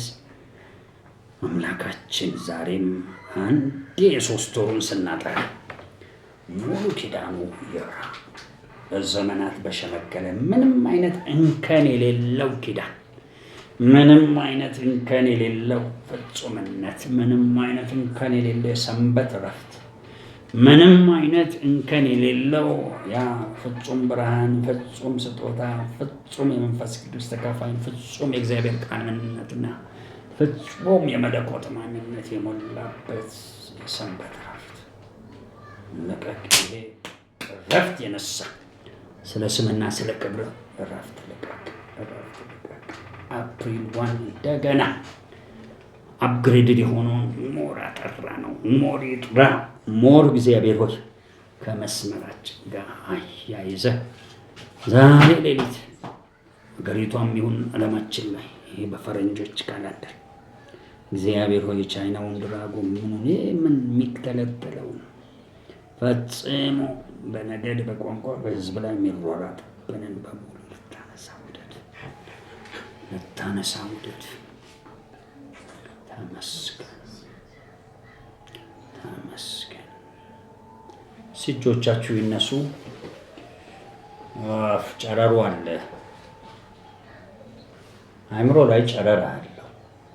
ዝም ያላችሁት ይሄ አንድ ሰው መልእክት አይደለም። እሺ ዓለማችን ላይ ሀገራችን ላይ ምን ጥያቄ አለው? ጨረሩ እስካለ ሰውን በክፉ እንዲያይ እንዲጠራት በቃ ውጊያዎች ይፈጥራል።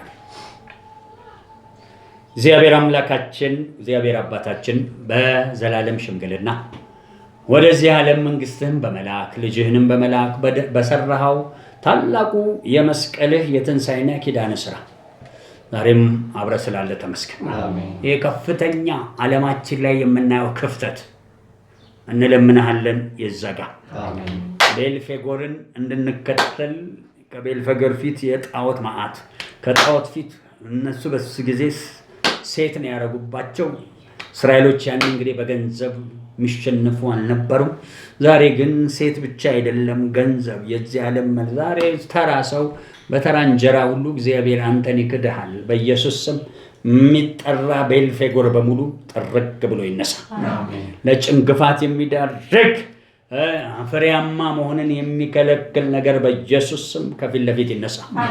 ለምንሃልን ልናንቀሳቅሰው ያልነው በሙሉ እንደ ሳምሶን እንደ ኤልሳ የሚቀር እንዳይሆንብን ውክልና ልጁ ሲወስድ እንኳን በስንት ጥንቃቄ ነው ውክልናችንን በጥንቃቄ እንድናንቀሳቀስ የሚረባንን ነገር እያስተማርክ የምንሄድበትን መንገድ እየመራ ተገለጥ።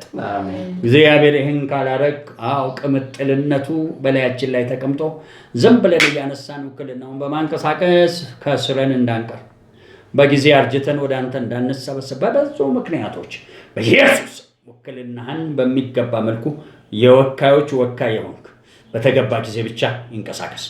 በኢየሱስ የምንታዘዝበትና ሚነዳንም ጸጋ አብሮ ይለቀቅ። ኢየሱስ በመሃል የቆሸሸ ህሊና በሙሉ የተበለበለው ይፈንዳ፣ ጥርግ ብሎ ከህሊናችን ይውጣ። ተቃዋሚ ሆነው የምንሰማቸው የወንጌል ተቃዋሚዎች የምናወራው የዘላለሙን እግዚአብሔርን በመምሰል ያለውን ለውጥልን። በአሕዛብ መሃል ጣልቃ ግባ።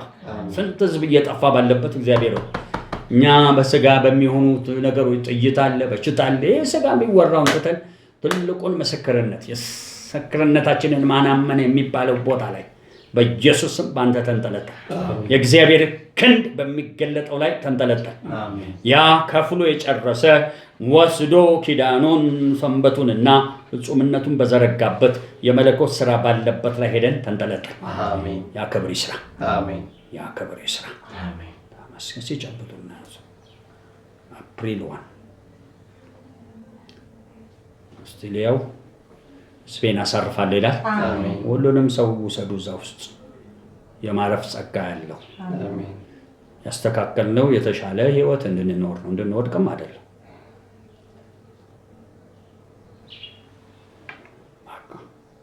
በፊቴ ሞገስ አግኝተሃል ብሎ ሙሴን ተናገረው። ሳርፋለሁ አለ። ሰማይና ምድር ማረፍ ይሆናል። ለቀቅ አሁንም ይሄድ። እንዳትረሱ የእሑድ ፕሮግራም ላይ ጀርባ ሙሴ ምኑን ጀርባውን አየ እንደሚል የፍጥረትን ክብር ሁሉ የፍጥረትን ጥፋት ሁሉ ወደ ማን ጀርባ ይዞሮልናል? ወደ እግዚአብሔር ጀርባ ህዝብ በትክክል እንዲሄድ ነግሬያችኋለሁ። ያለቀው አልቆ የተረፈው መትረፍ አለበት እንጂ ዝም ብለን ህዝብ ሁሉ አብሮ ጠፍቶ ይህች ከተማ ስትቃጠል ማየት ብልጠት አይደለም። በሀገር ደረጃ ብቻ አይደለም፣ በዓለም አቀፍ ደረጃ ጨበጥ እናድርግ። አንድ ድምፅ ልስጥ። የሰጠሁትን በቂ ነው፣ ግን አንድ እንጨምር። ምን እላለሁ የሚለው አሳርፋለሁ። ተመስገን። እግዚአብሔር ከፍ ከፍ በል። ሌሎች ትምህርቶች በጊዜው እንሰጣለን። እባክህ በነበረን ጊዜ ዛሬ አፕሪል 1 ስለሆነ በአዲሱ ቀን እነኝን የጊዜ ቃሎች ወስደናል። ክብርህ መልስ አንተ ውሰድ። ጴጥሮስ እንዳለ ሁለተኛ ጴጥሮስ 3 ላይ ዘባቾች ተነስተዋል፣ ይሄ ዘመን ነው እንዲህ እንደዛ ይላሉ፣ ግን ሰማይና ምድር ዛሬም በስልጣን ቃል ተንጠልጥለው ነው ያለው። በህግ ሁሉ ነገር ስለተንጠለጠለ ተመስገን። በእግዚአብሔር ቃል ተንጠልጥሎ ስላለ ተመስገን። በኖህ ዘመን በውሃ እንደጠፋ አሁን ደግሞ ለእሳት ዓለም ተዘጋጅታለች። ያን ፍርድ በዓለም ላይ ልናደርግ ያን ፍርድ እግዚአብሔር በፍጥረት በሰዎች በስጋ ለባሽና በመላእክት ላይ ልናደርግ ክብርህ አብሮን ስላለ ተመስገን። አሁንም ደግሞ በቤት ፍርድ ከቤት ይጀምራል። ያንን እግዚአብሔር በልጁን ወክሎ እንደተቀመጠ ያንን ነገር የሚያንቀሳቀስ ሕግና የእግዚአብሔር ቃል ተዘርግቷል። ተመስገን። ያ ምስክርነትን የሚያጠፋ ስለሌለ ተመስገን።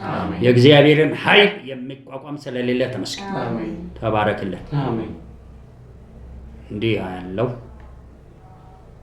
ነግሬያችሁ፣ አንዳንዶቻችሁ በተለያየ ትንቢት የተሰቀላችሁ የተሻለ ትንቢት ላይ ውጡ፣ ከእጃችሁ ላይ ይበጠስ። በምታዩት አትሄዱ፣ በትንንሽ ምስክርነትም አትንታል። የተሰቀሉ ሰዎች ያለው የቱን ትንቢት እንመን?